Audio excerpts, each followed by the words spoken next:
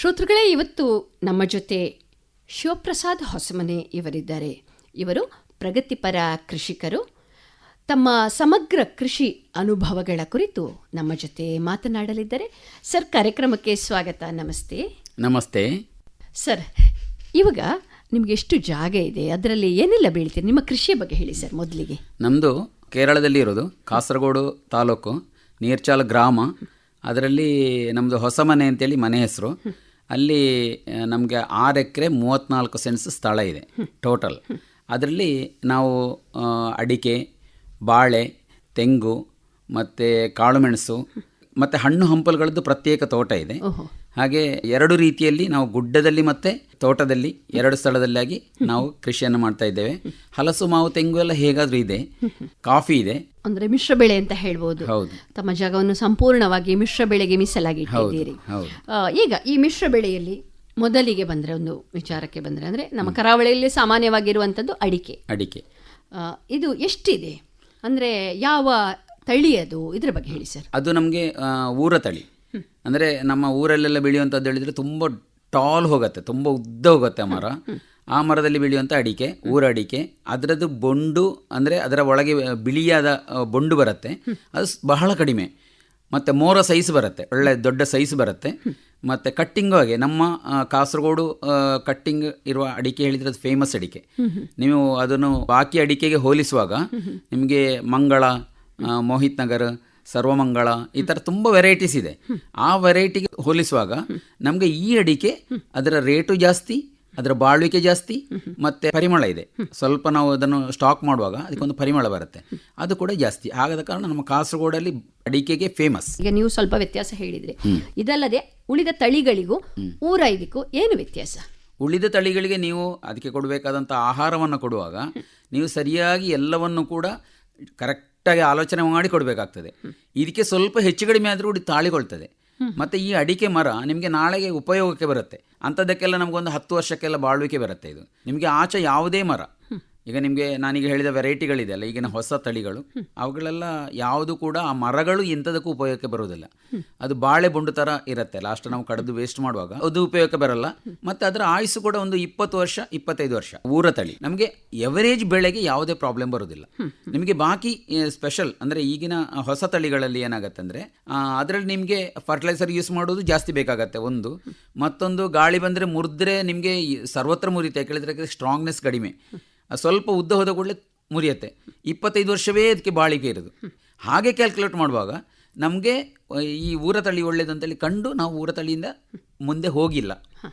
ಎಷ್ಟು ಎಕರೆ ಈಗ ನೀವು ಅಡಿಕೆ? 2.5 ಎಕರೆ ನಾವು ಅಡಿಕೆ ಕೃಷಿಯನ್ನೇ ಮಾಡ್ತೇವೆ. ಅದರ ಸುತ್ತಲೂ ತೆಂಗು ಇದೆ, ಬಾಳೆ ಇದೆ, ಮತ್ತು ಕಾಳುಮೆಣಸಿದೆ, ಕಾಫಿ ಇದೆ, ಮತ್ತು ಜಾಯಿಕಾಯಿ ಇದೆ. ಅಡಿಕೆಗೆ ಸಾಮಾನ್ಯವಾಗಿ ಮಳೆಗಾಲದಲ್ಲಿ ಒಂದು ರೋಗ ಬರುವುದು ಅಂತ ಇರ್ತದೆ, ಅದಕ್ಕೆ ಯಾವ ರೀತಿಯಾದಂಥ ಔಷಧಿ ಸಿಂಪಡಣೆ ನಿಮ್ಮದು? ಬೋರ್ಡ ಮಿಶ್ರಣ ನಾವು ಇದಕ್ಕೆ ಮೇಲೆ ಬಿಡ್ತೇವೆ. ಆದರೆ ಅದು ಫಸ್ಟಿಗೆ ಅಂದರೆ ಆರ್ಗ್ಯಾನಿಕ್ ಕೃಷಿ ಮಾಡುವ ಸಂದರ್ಭದಲ್ಲಿ ನನ್ನ ಕೈಗೆ ತೋಟ ಸಿಕ್ಕಿದ ನಂತರ, ನನ್ನ ಅಪ್ಪನಿಂದ ನನ್ನ ಕೈಗೆ ಸಿಕ್ಕಿದೆ, ಅಪ್ಪ ಮಾಡ್ತಾ ಇದ್ದದ್ದು ನಾನು ನೋಡ್ತಾ ಇದ್ದೀನಿ. ಆವಾಗ ಅವರು ವರ್ಷಕ್ಕೆ 3ರಿಂದ 4 ಸಲ ಬೋರ್ಡ ಮಿಶ್ರಣ ಸಿಂಪಡಣೆ ಮಾಡ್ತಾಯಿದ್ರು. ನಾನು ಯಾವಾಗ ಆರ್ಗ್ಯಾನಿಕ್ ಮತ್ತು ಸಾವಯವ ಕೃಷಿ ಅಂದರೆ ಆರ್ಗ್ಯಾನಿಕ್ ಮತ್ತು ನ್ಯಾಚುರಲ್ ಫಾರ್ಮಿಂಗಿಗೆ ಬಂದ ನಂತರ ಅದು ಚೇಂಜ್ ಆಯಿತು. ಅಂದರೆ ನನಗೆ ಮೇ ತಿಂಗಳಲ್ಲಿ ನಾನು ಸಾಧ್ಯ ಆದರೆ ಒಂದು ಟ್ರಿಪ್ ಬಿಡ್ತೀನಿ ಲೈಟ್ ಮಾಡಿ. ಅದು ಹೆಂಗಂದರೆ 1 kg ಮೈಲ್ ತುತ್ತು, 1 kg ಸುಣ್ಣ, 200 ಲೀಟ್ರ್ ನೀರು, 1 kg ಪ್ರಮಾಣ ಕಡಿಮೆ ಮಾಡ್ತೀನಿ. ಅದು ಒಮ್ಮೆ 2 ಸಲ ನಾನು ಅದು ಮಾಡಿದ್ದೀನಿ 2 ವರ್ಷ. ಅದರ ನಂತರ ನಾನು ಬಿಡೋದು ಏನಂದರೆ ರೋಗ ಬಂದರೆ ಮಾತ್ರ ಬಿಡೋದು. ರೋಗ ಬರೋದೇ ಇಲ್ಲ ಈ ನ್ಯಾಚುರಲ್ ಫಾರ್ಮಿಂಗಲ್ಲಿ. ನನಗೆ ರೋಗನೇ ಬರೋಲ್ಲ, ಯಾಕಂದರೆ ನಾನು ತುಂಬ ಸಮಯದಿಂದ ಅದನ್ನು ಮೇಂಟೈನ್ ಮಾಡಿದ ಕಾರಣ ಮೈಕ್ರೋಬ್ಸ್ ಹೈಯೆಸ್ಟ್ ಡೆವಲಪ್ ಆಗ್ತದೆ ತೋಟದಲ್ಲಿ. ಸೊ ನಮ್ಮ ತೋಟದಲ್ಲಿ ನಾವು ಲಾಸ್ಟಿಗೆ ರೋಗ ಬಂದರೆ 1 ಟ್ರಿಪ್ಪು, 2 kg ಸುಣ್ಣ, 2 kg ಮೈಲ್ ತುತ್ತು, 200 ಲೀಟ್ರ್ ನೀರು, ಆ ಥರ ಮಾಡಿ ನಾವು ಬೋರ್ಡ ಸಿಂಪಡಣೆ ಮಾಡ್ತೀವಿ. ಇಷ್ಟು ವರ್ಷ ನಮ್ಮ ತೋಟಕ್ಕೆ ಯಾವುದೇ ಕೆಮಿಕಲ್ ಫರ್ಟಿಲೈಸರ್ ಬರಲಿಲ್ಲ, ರಾಸಾಯನಿಕ ಗೊಬ್ಬರ ಬರಲಿಲ್ಲ, ಫುಲ್ ವಿಷಮುಕ್ತ. ಅದರಲ್ಲಿಯೂ ಹೇಳ್ತೀನಿ, ಅದರಿಂದಾಗಿ ನಮ್ಮ ವಾತಾವರಣ ಒಳ್ಳೆದಿದೆ, ನೀರಿನ ಪ್ರಮಾಣ, ನೀರಿನಲ್ಲಿ ಕೂಡ ವಿಷಮುಕ್ತ, ಮಣ್ಣು ಕೂಡ ವಿಷಮುಕ್ತ. ನಮ್ಮ ಮನೆಯಲ್ಲಿ ಯಾರಿಗೇ ಆಗಲಿ ಮದ್ದು ಇಲ್ಲ, ಮಾತ್ರೆ ಇಲ್ಲ ಆಗಿರುವಂಥ ಒಂದು ಒಳ್ಳೆ ಮನೆ ಅಂತೇಳಿ ಹೇಳಲಿಕ್ಕೆ ನಾನು ಹೆಮ್ಮೆಯಿಂದ ಹೇಳಿಕೊಳ್ಳಿಕ್ಕೆ ಇಷ್ಟಪಡ್ತೀನಿ. ನಿಜಕ್ಕೂ ಸಂತೋಷದ ವಿಷಯ ಇದು. ಅದಕ್ಕೆ ನಮಗೆ ನಾವು ಅದಕ್ಕೆ ಹಾಕುವ ಫರ್ಟಿಲೈಸರ್ ಅಂದರೆ ಅದಕ್ಕೆ ಹಾಕುವಂಥ ಈಟು ಯಾವುದು ನಾವು ಹಾಕ್ತೇವೋ ಅದರ ಮೇಲೆ ಡಿಪೆಂಡ್. ನೀವು ಕೆಮಿಕಲ್ ಫರ್ಟಿಲೈಸರ್ ಹಾಕಿದರೆ ಅದಕ್ಕೆ ಪೆಸ್ಟ್ ಜಾಸ್ತಿ ಬರುತ್ತೆ. ಆ ಪೆಸ್ಟ್ ಜಾಸ್ತಿ ಬರುವಾಗ ನಿಮಗೆ ಬೋಡೋ ಮಿಶ್ರಣ ಸಾಕಾಗಲ್ಲ. ಸೊ ಆ ಟೈಮಲ್ಲಿ ನೀವು ಯಾವಾದರೂ ರಾಸಾಯನಿಕ ಗೊಬ್ಬರಗಳನ್ನು ಹಾಕುವ ಸಂದರ್ಭದಲ್ಲಿ ಅದಕ್ಕೆ ಪೆಸ್ಟ್ಗಳು ಜಾಸ್ತಿ ಬರುತ್ತೆ. ಯಾಕಂದರೆ ಅಧಿಕ ಇಳುವರಿ ಬರುತ್ತೆ. ಅಧಿಕ ಇಳುವರಿ ಬರುವಾಗ ಪೆಸ್ಟ್ ಬರೋದು ಕಾಮನ್ ಅಲ್ವಾ. ಹಾಗೆ ಅಧಿಕ ಇಳುವರಿ ಬರುವ ಸಂದರ್ಭದಲ್ಲಿ ನಮಗೆ ಎಲ್ಲ ನಾವು ಸೈಂಟಿಸ್ಟ್ಗಳನ್ನು ಕಾಂಟ್ಯಾಕ್ಟ್ ಮಾಡಿಕೊಂಡು ಅವರ ಮುಖಾಂತರ ನಾವು ಬೇಕಾದ ಪೆಸ್ಟಿಸೈಡ್ಗಳನ್ನು ಬಿಡಬೇಕಾಗ್ತದೆ. ಅವರು ಹೇಳುವ ಪ್ರಮಾಣದಲ್ಲಿ NPK ಮತ್ತು ಬಾಕಿ NPK ಒಟ್ಟಿಗೆ ನಮಗೆ ಬಾಕಿ ಒಂದು 10-17 ಐಟಮ್ಸ್ ಬೇಕಾಗತ್ತೆ. ಅದನ್ನೆಲ್ಲ ಅವರು ಹೇಳೋ ಥರ ನಾವು ಕೊಟ್ಕೊಂಡಿರಬೇಕಾಗತ್ತೆ. ನಮ್ಮ ಫರ್ಟಿಲೈಸರ್ ಅಂದರೆ ನಾವು ಆರ್ಗ್ಯಾನಿಕ್ ಅಥವಾ ನ್ಯಾಚುರಲ್ ಫಾರ್ಮಿಂಗ್ ಮಾಡಿದಲ್ಲಿ, ಈಗ ನನ್ನ ತೋಟ ಅದೇ ಥರ ಇರೋದು. ನನ್ನ ಕಾಲದಲ್ಲಿ ಅಲ್ಲ, ನನ್ನ ಅಜ್ಜನ ಕಾಲದಿಂದ ನಾವು ಸ್ಟಾರ್ಟ್ ಮಾಡಿದ್ದೆ ಇರ್ಬೋದು ಅಂತ ಕಾಣ್ತದೆ. ಅದರಲ್ಲಿ ನ್ಯಾಚುರಲ್ ಫಾರ್ಮಿಂಗ್ ನಾವೀಗ ಸೈಂಟಿಫಿಕ್ ಆಗಿ ಮಾಡಿದ್ದು ಈಗ. ಮೊದಲು ಹಂಗೆಲ್ಲ, ಮೊದಲಿನವರಿಗೆಲ್ಲ ಅದ್ರ ಬಗ್ಗೆ ಜ್ಞಾನ ಸ್ವಲ್ಪ ಕಡಿಮೆ ಅಂದರೆ ನಾವು ಹಂಗೆ ಹೇಳಂಗಿಲ್ಲ, ಯಾಕಂದರೆ ಅವರು ತುಂಬ ಬುದ್ಧಿವಂತರು. ಆದರೆ ಸೈಂಟಿಫಿಕ್ ಆಗಿ ನೋಡುವಾಗ, ಈಗಿನ ಕಾಲದಲ್ಲಿ ಸೈಂಟಿಫಿಕ್ಕೇ ಇಂಪಾರ್ಟೆಂಟ್. ಹಾಗೆ ಸೈಂಟಿಫಿಕ್ ಆಗಿ ನೋಡುವಾಗ ಸ್ವಲ್ಪ ಪ್ರಮಾಣದಲ್ಲಿ ಏರುಪೇರಿದೆ. ಒಂದು ಯಾವುದೇ ಒಂದು ಪ್ರಾಡಕ್ಟ್ ತಯಾರು ಮಾಡಬೇಕಾದ್ರೆ ಒಂದು ಬಟ್ಟಿ ಅದು ಹಾಕು, ಒಂದು ಬಟ್ಟಿ ಇದು ಹಾಕು ಅಂತ ಹೇಳ್ತಾರೆ, ಅಂದಾಜಿಗೆ ಹೇಳೋದು. ಇವಾಗ ಹಂಗಲ್ಲ, ಅದಕ್ಕೆ ಕರೆಕ್ಟ್ ಪ್ರಮಾಣ ಇದೆ. ಆ ಪ್ರಮಾಣ ಕೂಡ ನಾನು ಮುಂದಿನ ಮಾತುಗಳಲ್ಲಿ ತಿಳಿಸ್ತೇನೆ. ಇವಾಗ ಅಡಿಕೆ ಮರಗಳು ಸತ್ತ ನಂತರ ಆಗಲಿ ಎಡೆ ಸಸಿ ಹಾಕೋದು ಇರತ್ತಾ ಇದ್ರೆ ಅದನ್ನು ಯಾವ ರೀತಿ ಮಾಡ್ತೀರಿ? ಎಡೆ ಸಸಿ ಹಾಕೋದಂದ್ರೆ ನಾವು ಈಗ ರೋ ಬಿಡುವುದಿಲ್ಲ, ಅಂದ್ರೆ ನಾವು ಲೈನ್ ಹಿಡಿತೇವೆ ಅಡಿಕೆ ಮರಕ್ಕೆ. ಆ ಎಡೆ ಸಸಿ ಹಾಕುವಾಗ ಒಂದು ಮರ ಸತ್ತು ಹೋದರೆ ಅದರ ಹತ್ತಿರ ಒಂದು ಹೊಂಡ ತೆಗಿತೀವಿ. ಅದು 2 ಫೀಟ್ ಹೊಂಡ ತೆಗಿತೀವಿ. ಒಂದು ಕೋಲ್ ಅಂತ ಲೆಕ್ಕ. ಈಗ ಅಷ್ಟೆಲ್ಲ ತೆಗೆದ್ರೆ ನಮಗೆ ಕಷ್ಟ ಆಗತ್ತೆ, ಯಾಕಂದ್ರೆ ಅದು ತುಂಬಾ ಆಳದಲ್ಲಿ ಇರುತ್ತೆ, ಲೇಬರ್ ಪ್ರಾಬ್ಲಮ್ ಇದೆ. ಹಾಗೆ ಒಂದು 2 ಫೀಟಿಂದ 2.5 ಫೀಟ್ ಹೊಂಡ ತೆಗಿತೀವಿ ನಾವು. 3.3 ಬಂದ್ರೆ ಒಂದು ಕೋಲ್ ಆಗತ್ತೆ. 3.3 ಈಗ ತೆಗಿಯಲ್ಲ ನಾವು, ಸ್ವಲ್ಪ ಕಡಿಮೆ ತೆಗಿತೀವಿ. ಒಂದು ಮುಕ್ಕಾಲು ಕೋಲ್ ತೆಗಿತೀವಿ. ಅದರಲ್ಲಿ 1 ಫೀಟಿನಷ್ಟು ಒಂದು ಕಂಡೆಗುರಿ ಅಂತ ಹೇಳ್ತೀವಿ ನಾವು, ಒಂದು ಸ್ಪೆಷಲ್ ಹೊಂಡ. ಅದರಲ್ಲಿ ನಾವು ಈ ಅಡಿಕೆ ಸಸಿಯನ್ನು ಪ್ಲಾಂಟ್ ಮಾಡ್ತೀವಿ. ಅದು ಚೌಕ ಥರ ಇರುತ್ತೆ, ಒಂದು 2 ಫೀಟ್ ಅಗಲ ಉದ್ದ ಇರುತ್ತೆ. ಮತ್ತೆ ಅದು ಮೇಲೆ ಬಂದ ಹಾಗೆ ನಾವು ಸ್ವಲ್ಪ ಬುಡ ದೊಡ್ಡದು ಮಾಡ್ತೀವಿ. ಅದು ಅದಕ್ಕೀಗ ಗೊಬ್ಬರ ಹೇಗೆ, ಅದು ಎಷ್ಟು ಪ್ರಮಾಣದಲ್ಲಿ ಹಾಕಬೇಕಾಗತ್ತೆ? ಅದಕ್ಕೆ ಒಂದು 2 kg ಸಗಣಿ ಹಾಕ್ತೀವಿ ವರ್ಷಕ್ಕೊಮ್ಮೆ. 2 kg-ಯಿಂದ 5 kg ಹಾಕ್ತೀವಿ ನಾವು. ಅದರೊಟ್ಟಿಗೆ ಈಗ ತೆಂಗಿನ ಮರ, ಅದಕ್ಕೋಸ್ಕರ ತೆಂಗಿನ ಮರ ಇದೆ ಬಾರ್ಡ್ರಲ್ಲಿ, ಅದಕ್ಕೆ ನಾವು ಜೀವಾಮೃತ ಹಾಕ್ತೀವಿ. ಎಷ್ಟು ಅಡಿಕೆ ಆಗ್ತದೆ ಈಗ ಅಂದ್ರೆ ನೋಡಿ, ಸಾಮಾನ್ಯ ಫರ್ಟಿಲೈಸರ್ ಹಾಕಿದ್ದು ರಾಸಾಯನಿಕ ಯುಕ್ತವಾದಂತಹದ್ದು ಒಮ್ಮೆಗೆ ಒಳ್ಳೆ ಫಲ ಸಿಗ್ತದೆ. ಹೌದು, ಬಹುಶಃ ಸಾವಯವ ರೀತಿಯಲ್ಲಿ ಹೋದಾಗ ಸ್ವಲ್ಪ ಕಡಿಮೆ ಇರ್ಬೋದು ಆರಂಭದಲ್ಲಿ, ಆದರೆ ಒಂದು ಸುಸ್ಥಿರವಾದಂತಹ ಫಸಲು ಸಿಗ್ತದೆ. ನಿಮ್ಮ ಇದರಲ್ಲಿ ಅನುಭವದಲ್ಲಿ ಸಾವಯವ ಯುಕ್ತವಾದ ಫಸಲು ಹೇಗಿದೆ? ಈ ಸಾವಯವ ಕೃಷಿ ಮಾಡಿದರೆ ಎವರೇಜ್ ಬೆಳೆಗೆ ತೊಂದರೆ ಇಲ್ಲ. ನಿಮಗೆ ಯಾವಾಗಲೂ ಕೂಡ ಈಗ ಒಂದು 2.5 ಎಕರೆ ತೋಟ ಅಂತ ಹೇಳುವಾಗ ನಮಗೆ ಮಿನಿಮಮ್ ಒಂದು 2,000ದಿಂದ 3,000 ಒಳಗೆ kg ಬರಬೇಕು ಅಡಿಕೆ. ಸಾಧಾರಣ ಮಿನಿಮಮ್ ಎವರೇಜ್ ಅಂದ್ರೆ ಅದು ಪ್ರತಿ ಕೊಯ್ಲಿಗೆ ಹೇಳದ ಅಲ್ಲ, ಟೋಟಲ್ ಒಂದು 2,000ದಿಂದ 3,000 kg ಒಳಗೆ ಬರಬೇಕು. ಅಂದರೆ ನಾವು 8 ಕಂಡಿ 9 ಕಂಡಿ ಅಂತ ಹೇಳ್ತೀವಿ ನಾವು. ಮ್ಯಾಕ್ಸಿಮಮ್ ಹೇಳಿದ್ರೆ ಒಂದು 10 ಕಂಡಿ. ನಾನು 12 ಕಂಡಿ ಕೊಯ್ದಿದ್ದೇನೆ. ಆಗ ಯಾವ ಕಾರಣಕ್ಕೂ ಕೂಡ ನಮಗೆ 7 ಕಂಡಿಗಿಂತ ಕೆಳಗೆ ಬರಲಿಲ್ಲ. ಕಂಡಿ ಅಂದರೆ 250 kg ಅಂತ ನಾವೀಗ ಒಂದು ಎವರೇಜ್ ಆಗಿ ಹೇಳುವಂಥದ್ದು. ಅದಕ್ಕೆ ಚಿಲ್ಲರೆ ಇದೆ, ಅದು ನಾನು ಎವರೇಜ್ ಹೇಳೋದು ಒಂದು 250 kg ಒಂದು ಕಂಡಿ ಅಂತ ಹೇಳ್ತೀವಿ ನಾವು. ಅದರ ತೂಕವು ಹೊಂದಿಕೊಂಡಿರ್ತದೆ ಅಡಿಕೆ. ಹೌದು, ಅಡಿಕೆಯಲ್ಲಿ ಅದು ಹೇಳ್ತೇನೆ ನಾನು. ಈಗ ನಮ್ಮ ಹತ್ತಿರದ ತೋಟದಲ್ಲಿ ಕೆಮಿಕಲ್ ಯೂಸ್ ಮಾಡುವವರು ಇದ್ದಾರೆ. ಅವರಿಗೆ 108ರಿಂದ 110 ಅಡಿಕೆ ಬೇಕಾಗ್ತದೆ 1 kg ಆಗಬೇಕಾದ್ರೆ. ನಮ್ಮ ತೋಟದಲ್ಲಿ ಸಾವಯವಾದ ಕಾರಣ 92ರಿಂದ 95 ಅಡಿಕೆಗೆ ನಮಗೆ 1 kg ಆಗುತ್ತೆ. ಅಷ್ಟು ವ್ಯತ್ಯಾಸ. ಅದರ ಮೇಲಿಂದ ಮೋರ ಗಾತ್ರ ಬರುತ್ತೆ. ಮೋರ ಅಂದರೆ ದೊಡ್ಡ ಸೈಜ್. ಅದರಲ್ಲಿ ದೊಡ್ಡ ಸೈಜ್ ಅಂದರೆ ಒಳ್ಳೆ ದೊಡ್ಡ ಸೈಜ್ ಬರುತ್ತೆ. ಅದೊಂದು ಬಹಳ ಉತ್ತಮವಾದ ಒಂದು, ಈ ನಾವು ಸಾವಯವ ಮಾಡಿದ್ದಲ್ಲಿ ಒಂದು ಉತ್ತಮ ಬೆಳೆ ಅಂತೇಳಿ ಹೇಳಲಿಕ್ಕೆ ನನಗೆ ಹೆಮ್ಮೆ ಇದೆ.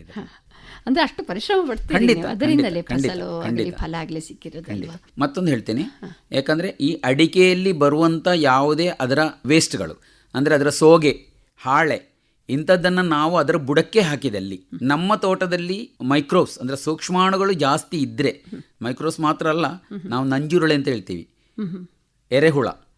ಎರೆಹುಳವು ಕೂಡ ಈ ಮೈಕ್ರೋಬ್ಸ್ ಬಂದ ಕೂಡಲೇ, ಸೂಕ್ಷ್ಮಾಣುಗಳು ಬಂದ ಕೂಡಲೇ ಎರೆಹುಳ ಬರುತ್ತೆ.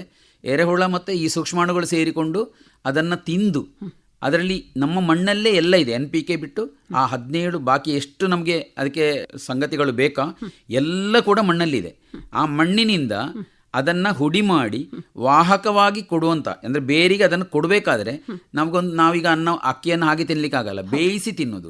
ಅದೇ ಥರ ಈ ಮಣ್ಣಿನಲ್ಲಿರೋ ಸೂಕ್ಷ್ಮಾಣುಗಳು ಮತ್ತು ಎರೆಹುಳುಗಳು ಸೇರಿಕೊಂಡು ಅದನ್ನು ಹುಡಿ ಮಾಡಿ ಈ ಬೇರಿಗೆ ತಿನ್ನುವ ಥರ ಮಾಡಿಕೊಂಡು ಆ ಬಿಳಿ ಬೇರು, ಅಂದರೆ ಅದರಲ್ಲಿ ಬರುವಂಥ ಬಿಳಿ ಬೇರು ಅದನ್ನು ವಾಹಕವಾಗಿ ತಕೊಂಡು ಹೋಗಿ ಮೇಲೆ ಇಳ್ದು ಬಿಡುವಂಥದ್ದು, ಹೂ ಹಣ್ಣು ಕಾಯಿ ಬಿಡುವಂಥದ್ದು.